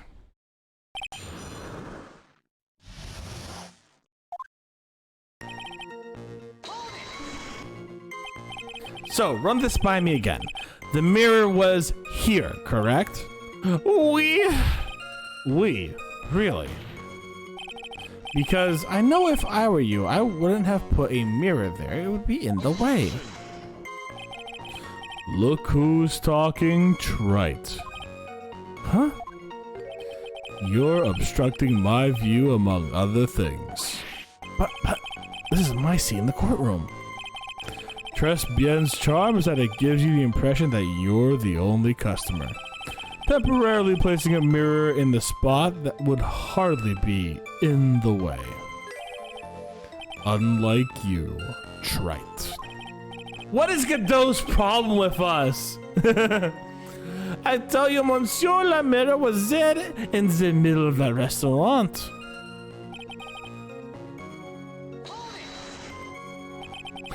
And where would that be? Oh la la, look how you lean towards me. I always attract the younger boys. Maybe I hate this so much. Mr. Armstrong, tell the court what you know at once. I attract the older ones. Oh my god, I hate this one so much. Oh my god. Said I tease you more too.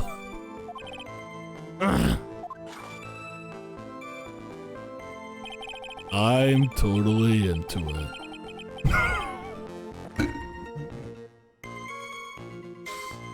I think Katie left. I'm here. I'm just body out of body experiencing. Don't worry about it. What is the imprisoned?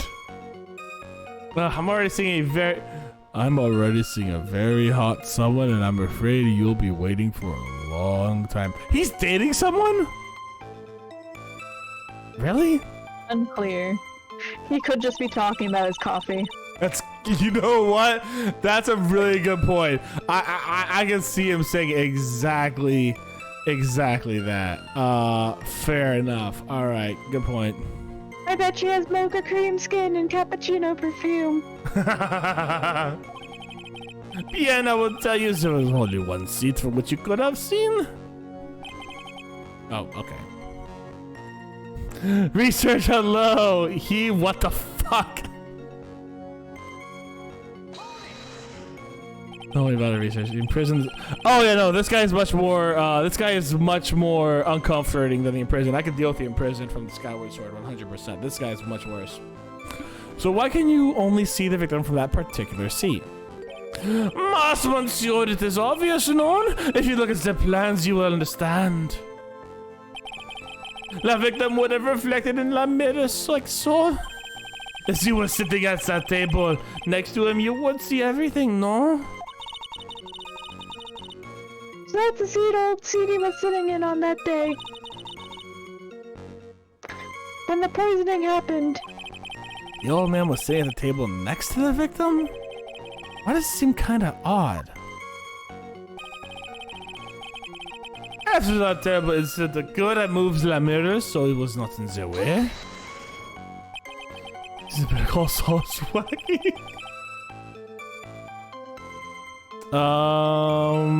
Did you move the mirror while Mr. Kudo was off calling the police? Oui, exactamente. I carried it out to the restaurant, Zian. You moved a huge mirror, like all that, by yourself.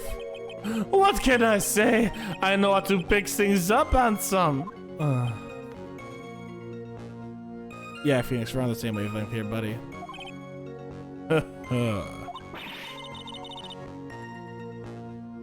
I actually laughed at something. Play the ending. Well, given the witness's physique, I suppose it is possible. Did you move anything else from the crime scene, Mr. Armstrong? It looked like the... What is that word? Obliging? Thank you. I look like the obliging type, no? Not touch anything else. Okay. Are you sure about that? I touched nothing except La Mira. Mr. Wright, is there something the witness has said that doesn't match the crime scene? Yeah, there is. I just can't put my finger on what exactly. Huh. Suffering from a case of heartburn, trite. Oh, I have just this thing for you. An oil with the golden myrrh and frankincense. And a few drops to your coffee and voila, enjoy. Focus, Phoenix. Breathe. I just need to figure out those... I just need to ignore those two and find some evidence. It is pretty strange though, isn't it? I mean, nobody mentioned anything about a really large mirror. I think someone would have, but Maggie didn't, and neither did old Stevie. And the only logical explanation is that there was no mirror inside Tres Bien that day. I just gotta prove it, somehow. Imagine if Mr. Armstrong and Maximilian dated. No. Sorry, I thought that's gonna be a big no from me. His eyes are staring into me. Yes, they are. Use this guy, thanks. Just using the knife emote. I miss Edgeworth. We all do. Yeah. Okay, let's see what we got here. Cause like,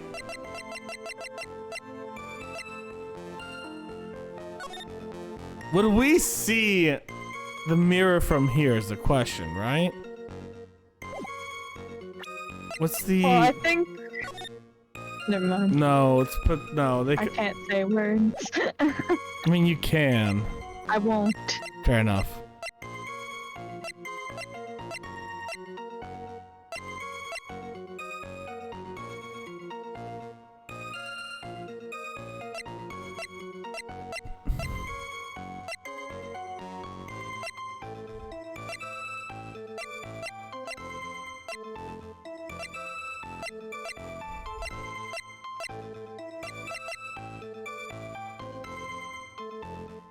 Wait a second.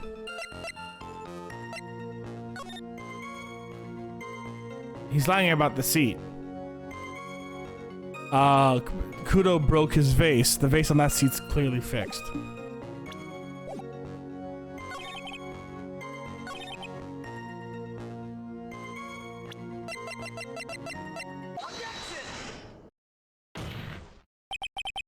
Your Honor, Mr. Kudo's words yesterday strongly contradict Mr. Armstrong's testimony. This is the letter of apology that was written by Mr. Kudo, is it not? I realize it looks useless, Your Honor, but this is still testimony. Ha! I guess useless people are really good at identifying useless things. What relevance does the scrap of paper have to the trial, Mr. Wright? Mr. Kudo's testimony is actually relevant to the question at hand, Your Honor. Because it very clearly contradicts this piece of evidence. What? That was the piece of evidence. That was the piece of evidence. I can't save it now. Well, I mean, how did you figure it out, Steph? I saw the picture. But And yeah, what did he present? yeah, I got you. That's what I'm gonna... It just kind of baffles. It's like, I mean, hello, connect the dots. You know what I'm saying?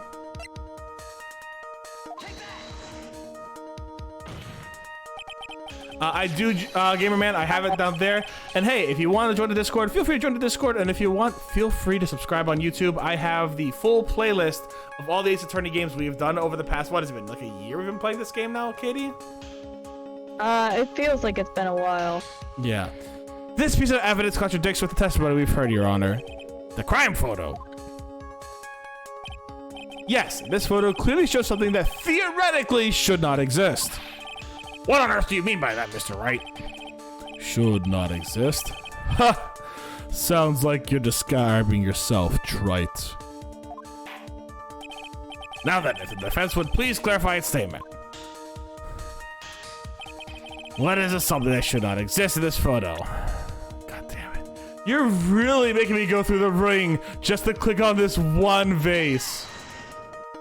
I want to make sure you're not just randomly guessing. I guess. There is one thing that was clearly demonstrated by yesterday's testimony. Mr. Kudo broke the vase that was on the table where he was sitting. And yet, as the court can see, there's an unbroken vase on the table next to the victim. Why? Because Mr. Kudo was not, in fact, sitting at the table next to the victim at all. Don't be an idiot, trite. That's impossible. That seat's the only seat.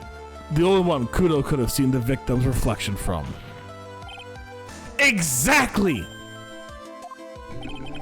There's only one conclusion we could draw from this contradiction.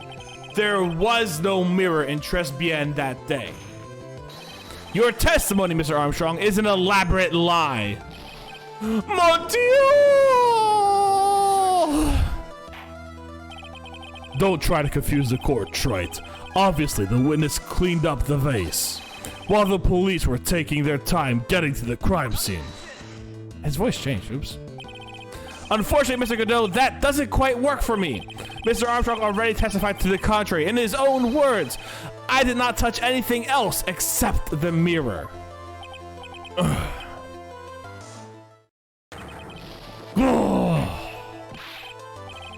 Well, witness, what do you have to say for yourself? Sniffle.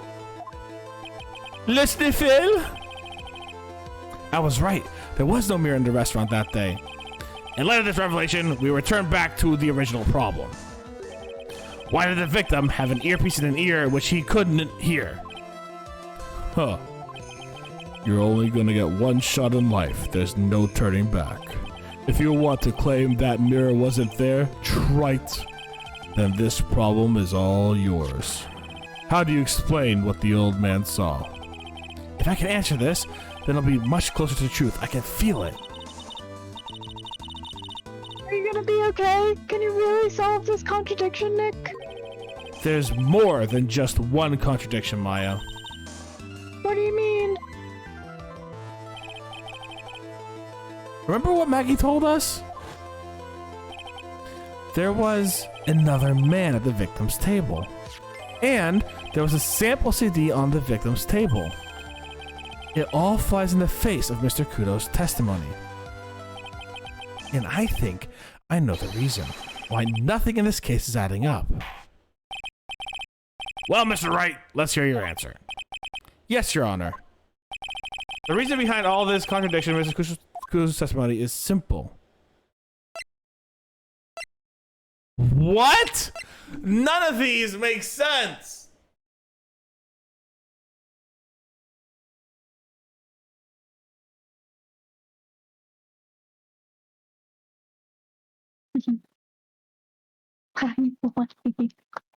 Hey guys, welcome to the stream. I'm so fucking confused. I was on a roll here.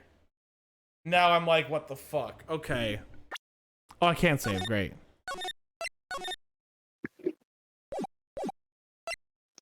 If the ear doctor made a mistake and wrote down the wrong information, that would explain it. If the victim was a phony, that'd be fucking weird. Trite, I'm gonna make you say good night. There you go. I did that for you, gamer man. How you doing today, CDC Plays and Xano? I hope you're doing well. I'm gonna go with the doctor made a mistake. I believe we're looking at this the wrong way.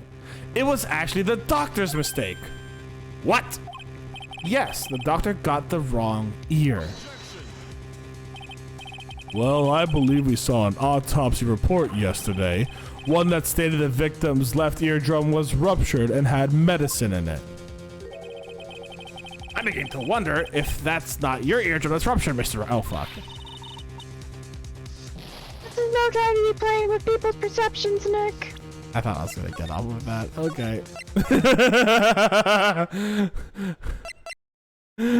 This game is nuts, sir. Remember. This case is riddled with contradictions, yet there is one simple answer that clears them all up. And what is that? The incident Mr. Kudo witnessed and the incident the victim experienced were two completely different events. What? Yes, the victim that Mr. Kudo saw wasn't Mr. Glenn Elg at all. It was an imposter, a phony pretending to be Mr. Elg. Obviously, unlike the victim, there's nothing wrong with the imposter's left eardrum. That's how he ended up wearing the earpiece in his left ear by mistake.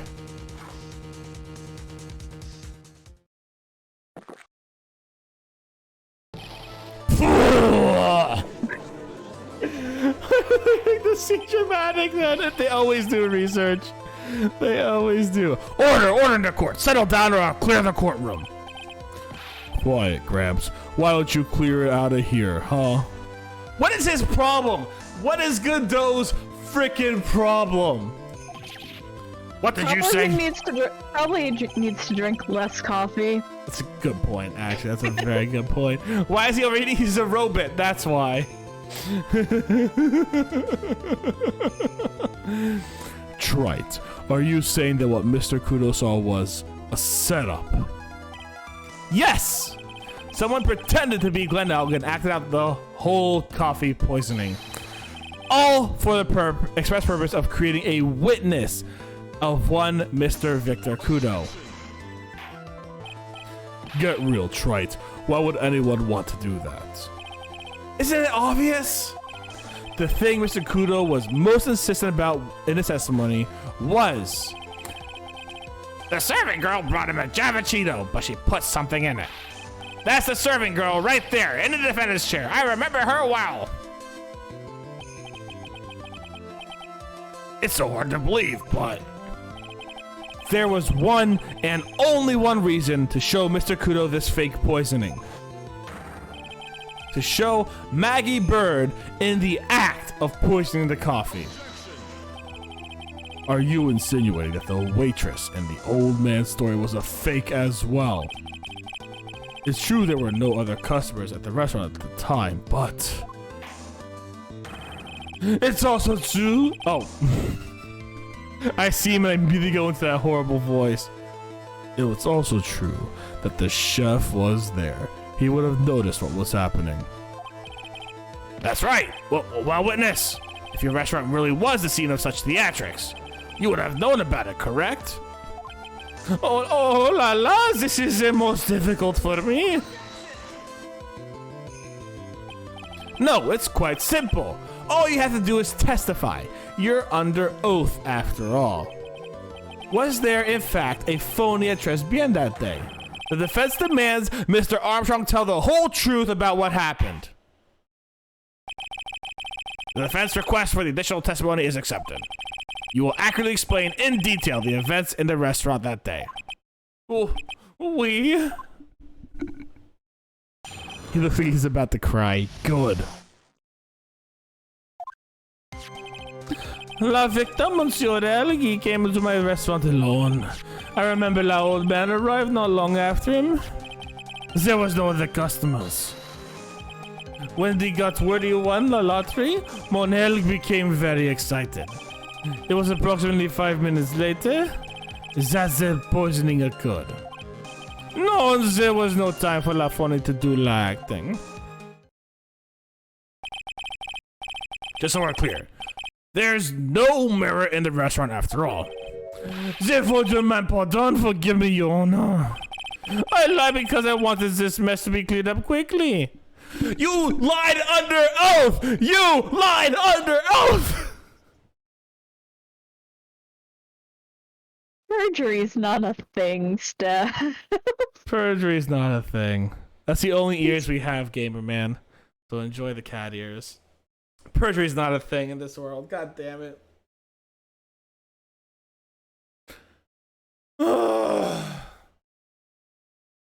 That is frustrating. It always is frustrating.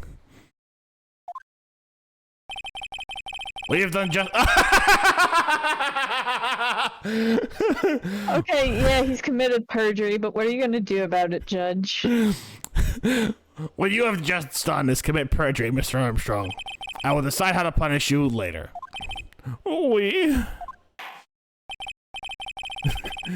For now, we will hear your cross-examination, Mr. Wright, if you please. You know that perjury charge a bit too well. But I'm guessing he'll be in more serious trouble after this cross-examination. His father have created false evidence. That is true, that's true. Edgeworth didn't create false evidence, he was given false evidence. We'll stand Edgeworth here. We'll see alone at this table as well. Must we? I saw him from La Kitchen. Yet the defendant, Miss Bird, remembers it differently. She swears there was another man at the victim's table.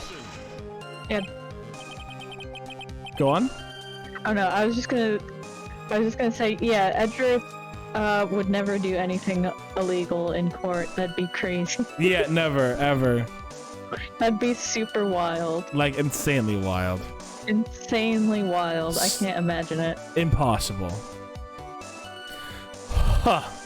Unfortunately for you, Trite, yesterday's witness also testified that the victim was alone. You know, seeing you squirm like that reminds me of a certain coffee's bittersweet bite.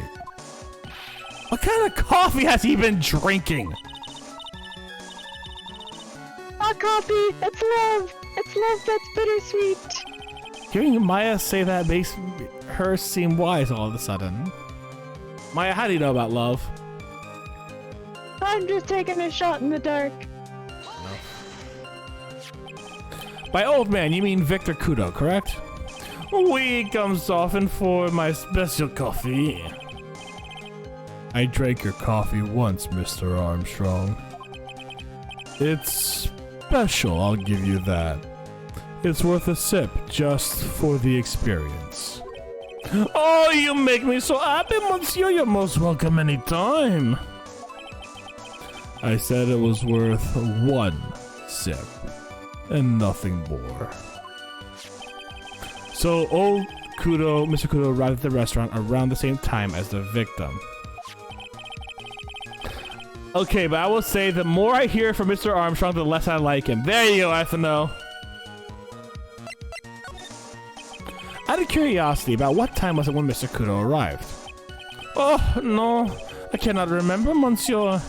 I believe we were told by a witness yesterday. The crime was reported at 2:25 by a kind of scary old man, sir. This perhaps jog your memory, witness. The incident happened about 20 minutes he arrived. So the victim must have arrived between 2 and 2:10, no? It's after 2, huh? Thank you for your help in jogging my memory, monsieur. You are wonderful. I just hate his fucking face. I can't sit here all the time and do nothing now, can I? Time of day will be added to the witness's testimony. Oui, monsieur judge, everything I do it for you. Merci bien. That's French, isn't it? Ha ha ha. I'm glad at least one person is in a good mood. He's even... That's you. He's even humming a song to himself.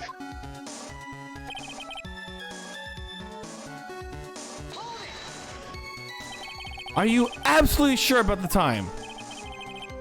When I really think odd, I am sure it was just after 2, oui. It was at that time I stopped serving the lunch menu. Quite right. I always break for lunch when restaurants are serving their specials. I've been known to wind up in her. Judge, no! Judge, yes. But that, I would do the same. I've been known to wind up. You would do the same. Nothing. I've been known to wind up a case early just to make it on time. Haha. I guess you should never get between a hungry judge and his lunch. Oh, would you look at that? It's almost lunchtime already. Witness, get on with your testimony, please. Let's see what time the guy died. That was funny. Damn. Between 1:30 and 2:30 p.m. God. I'm seeing all the maple emotes in chat. It's amazing. Oh, the what? Maple? Maple with a knife, yeah. Is the photo timestamp per chance? No, it is not. Okay.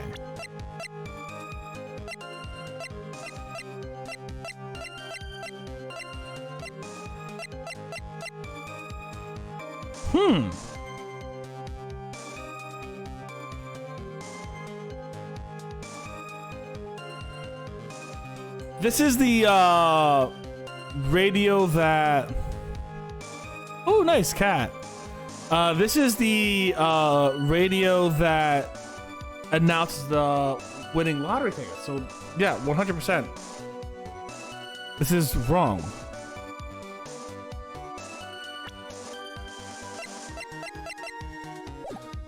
I'm gonna save real quick though before I do anything.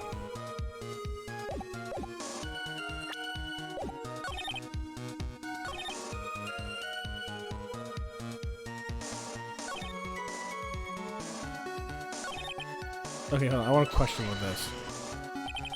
Did you see him? No, I was in the kitchen, but I heard him. I remember him shouting, "Yes, $500,000!" Presumably the defendant heard that too then, correct? Maggie? She looked like a poor little frightened dove. And what about Mr. Kudo? The old man choked on some bird seeds that got stuck in his throat. It seems like we now have yet another incident on our hands. And what were you doing at that point? Without any customers, you must have had time to kill. I am a multi-talented woman, monsieur. I'm sorry, what do you mean? There is lesser-known chef Jean Armstrong and la tragic poet Clarice Armstrong. Clarice? Oui, I was writing a poem.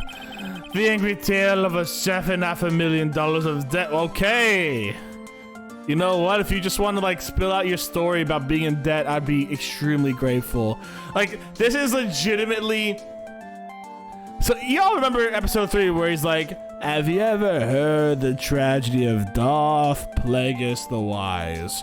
Where he could find out how to make life, and then his Padawan and apprentice killed him. By the way, I was that apprentice. Wink, wink, nudge, nudge. Join the dark side, Anakin. Yeah, this reminds me of that. Like, have you ever heard the tragedy of the chef who got in $500,000 of debt and had to help someone poison someone else to get money and then unleash a violent virus across the entire world, taking down police officers in districts one at a time for ransom? Wink, wink, Judge, it was me. Join the dark side. That's exactly what this feels like. Oh. I was writing a poem, an angry tale of a $7.5 million of debt. Cooking for a man who won $500,000 on la lottery. It is called Por qué? It means why. Pourquoi? It means pourquoi. Perhaps I can recite it for la court. Please don't.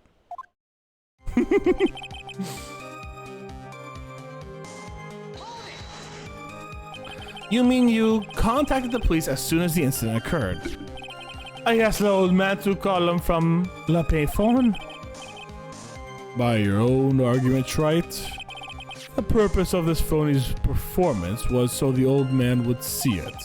In other words, once the incident occurred, this opportunity would completely disappear. Indeed. Bien, it seems la shadow of the doubt has been lifted, n'est-ce pas? I guess Mr. Armstrong is connected to this case, huh? Absolutely. Someone was impersonating Mr. Elg, and I refuse to believe he was oblivious. He was there the whole time, after all. But if you're right, wouldn't Maggie have noticed too? She fell unconscious when the incident occurred, remember? I mean, that's when the phony staged his act? We'll know for sure once I find a hole in this testimony.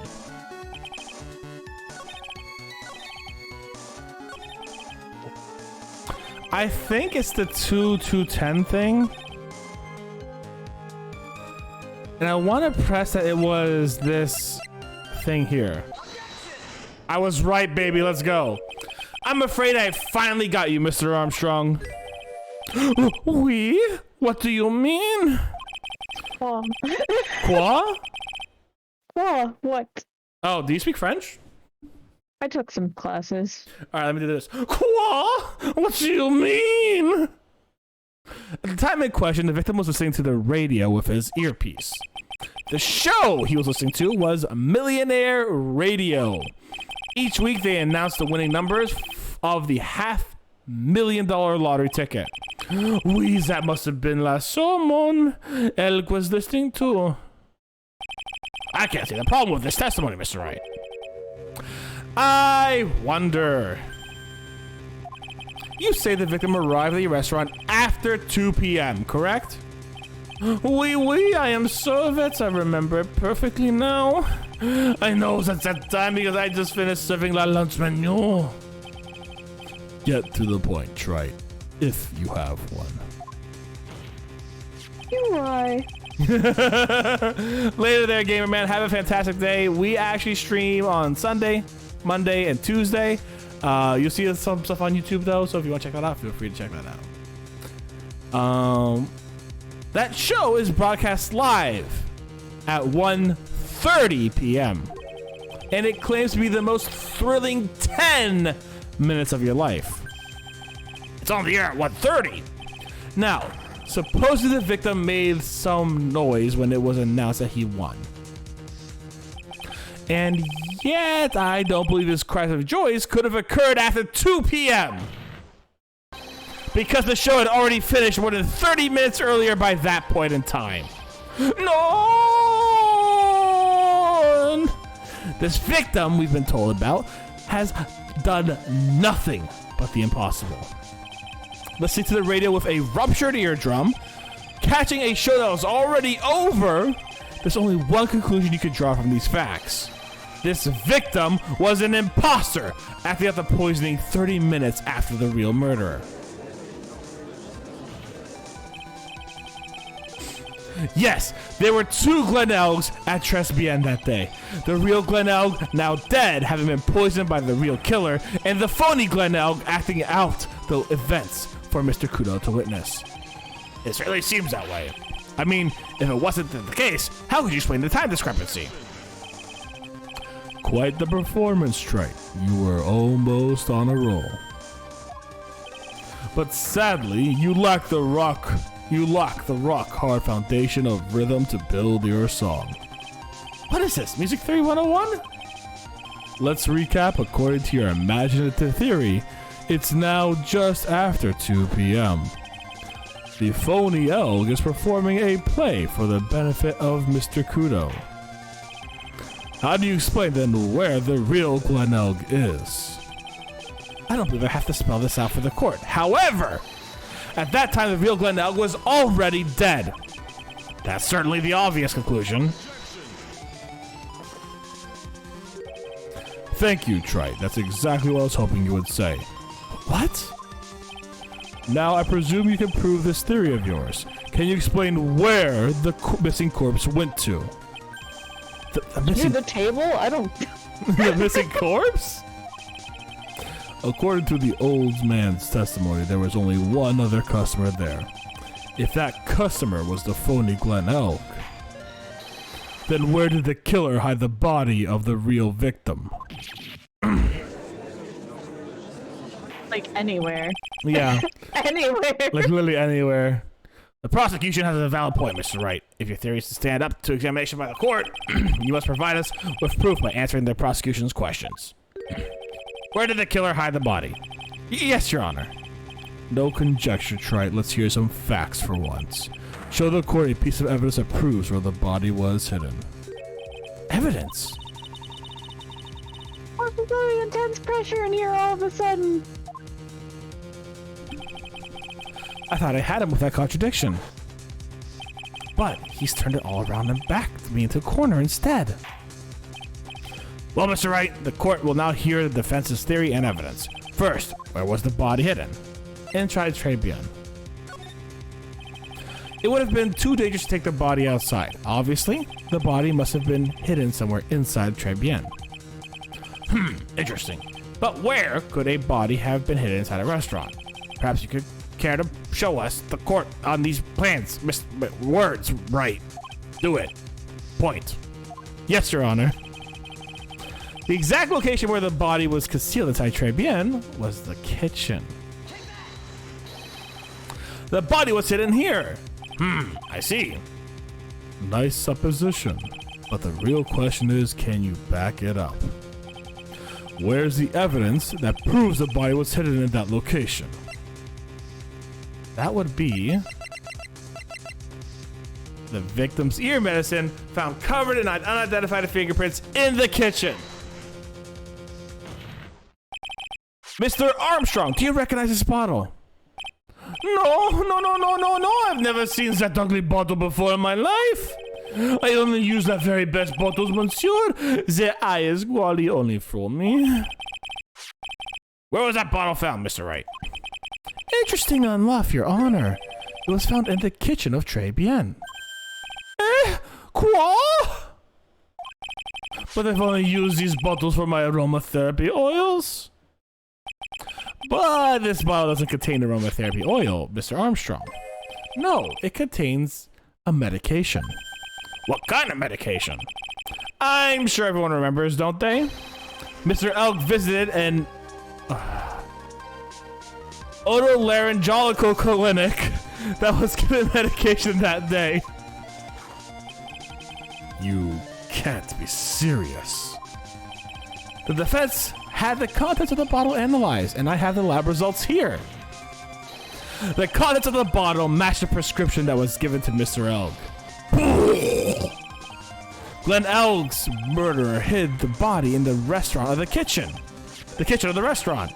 The restaurant's kitchen. Words! At which time this bottle fell out of the victim's pocket. Mr. Armstrong, when the incident occurred, didn't you say you were in the kitchen? Mon Dieu! Yes, you know what I'm about to say. It was you who hid the victim's body. You did a fine job pretending to defend my client, Maggie Beard. However, you were setting her up to take the fall behind the poor girl's back. No! Order! This is an extraordinary development. Witness, did you murder Mr. Glen Elk? Never! I could not do such a horrible thing.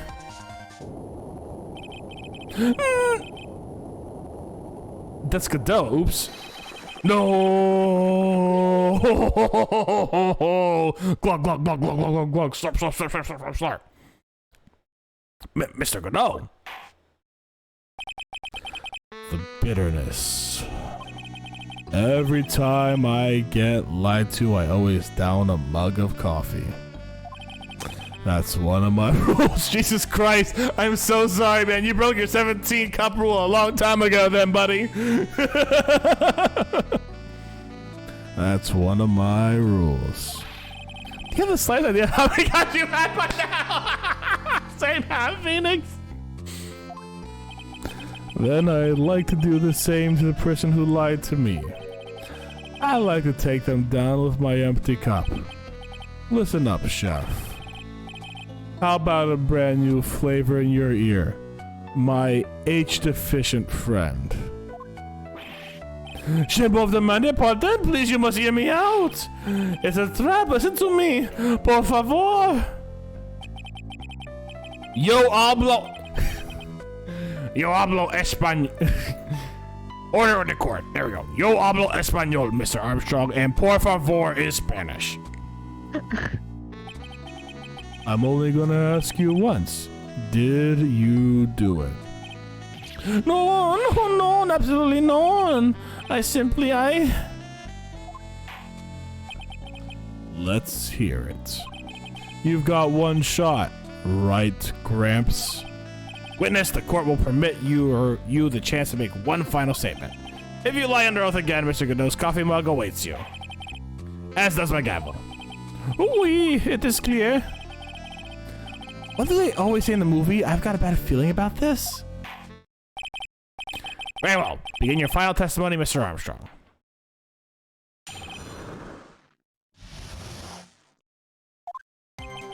It is true, I hid the body in La Kitchen. A man forced me to do it. I had no choice. I had to go along with him because there's a reason why I could not refuse.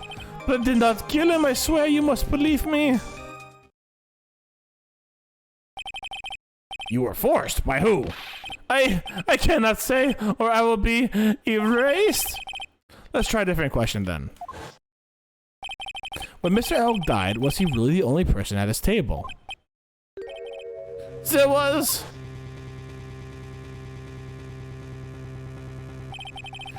another man.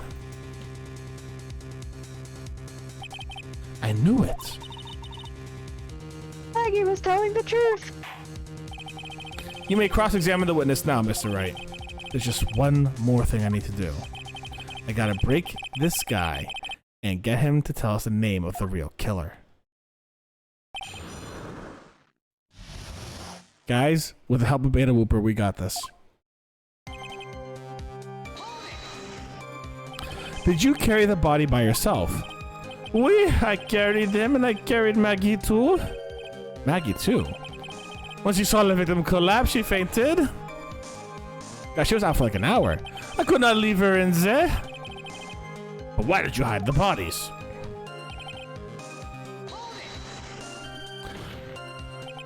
What man? Who was he?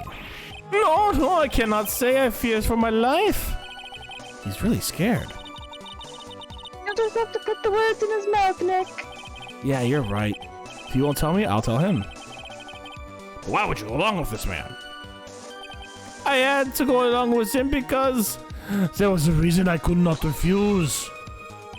And what reason would that be, Mr. Armstrong? You know, monsieur. Yes? So you cannot expect a young maiden to talk about such an embarrassment? A maiden? You're a bit old to get away with that. A bit too male. Thank you, Remus, for bringing the Christian in here. Gotta make sure Christian Minecraft stream. No Christian for 10 minutes. Thank you very much, Remus. Give me 1 second. Put on the timer. Oh, my phone's on 1% battery. I don't know if it's even gonna last that 10 minutes. Hold on. And we're plugged in, lads. All right. I can't finish a cross-examination without establishing his reason. So I just have to prove it with evidence. All right. So I'm going to just do this.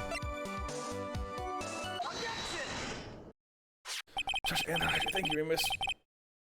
Oh. Ugh.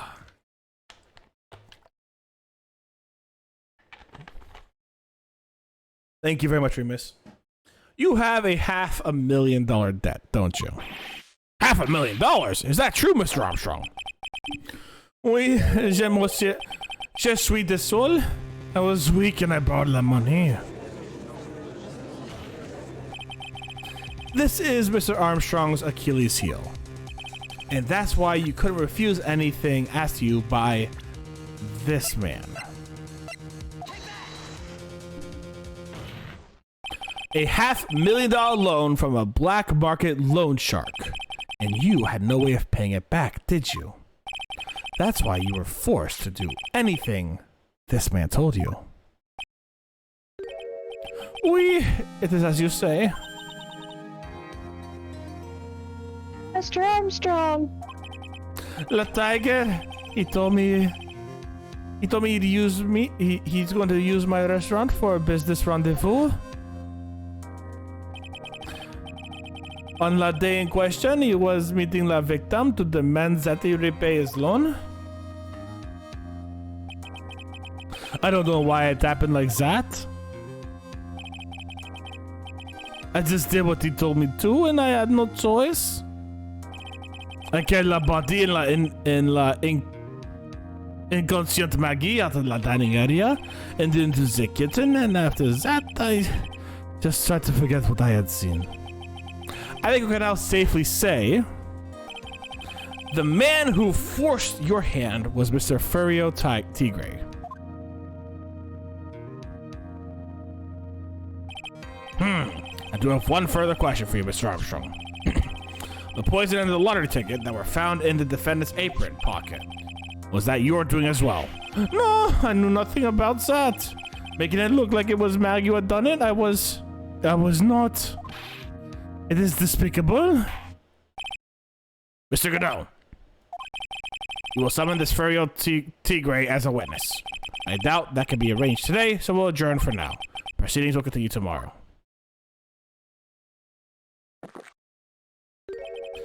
30 minutes. What? The trial will go on. I'll see it to myself.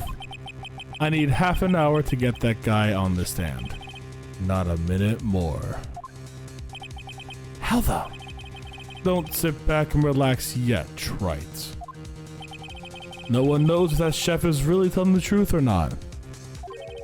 This trial could still go either way. Or I could have a loan from Mr. Tigre himself and have to pay him back. So, I mean, you don't know, man. Very well. Your request is granted, Mr. Godot. We'll resume once Mr. Tigre is ready to take the stand. Till then, court is adjourned for a 30-minute recess.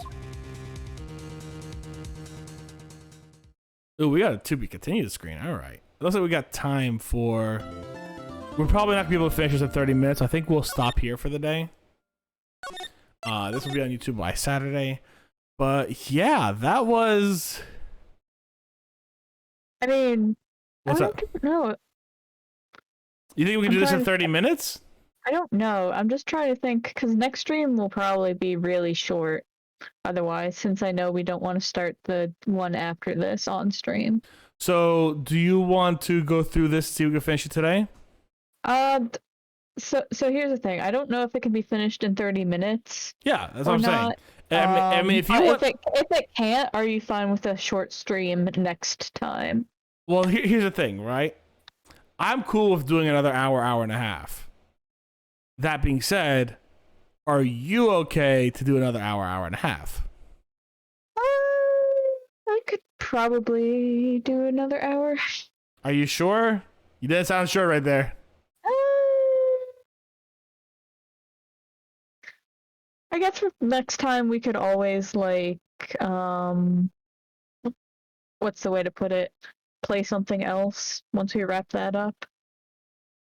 If it wraps up sooner than we expect. So yeah, let's call it for now, I guess. All right, we're going to call it here for now, guys. We will play the rest of this next week on Tuesday. As Katie said, we will not be streaming Case 4. Case 4 touches on a lot of subjects I do not feel comfortable streaming. And it's just that's the thing I want to touch at all. It's going away. We will kind of I will play it off stream, and during the time that we were supposed to be playing Case 4, Katie and I will do some Portal 2 co-op, which will be a lot of fun. That being said, for now we will be not doing that. but we will get there soon. And next week, depending on what happens, will likely just be the end of this trial, and we'll see if we do anything else after that. All right, guys. Thank you very much for hanging out with me. I do hope you have a fantastic day. We are going to raid someone. Do not fret. But before we do raid, hey, follow my YouTube if you haven't already, or subscribe to my YouTube. Join the Discord if you haven't. And here's a raid message for when we raid someone. Who are we going to raid today? That's the question of the day. Who are we going to... I got messages from someone. Who am I getting messages from? Oh, okay. It's a new friend, Mr. Gamer Man. Nice. Anyways. We are going to raid...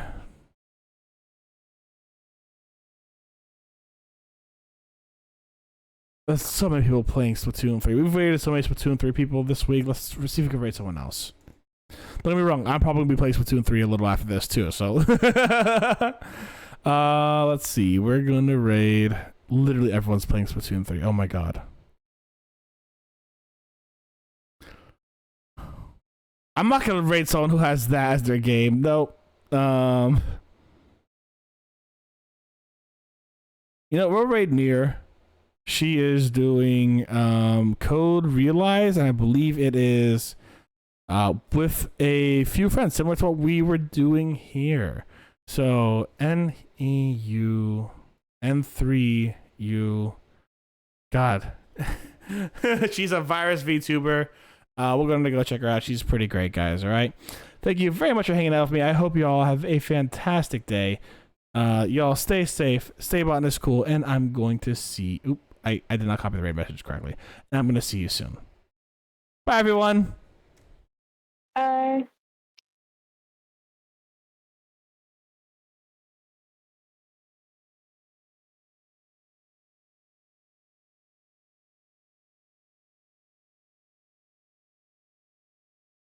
And we have raided. And the stream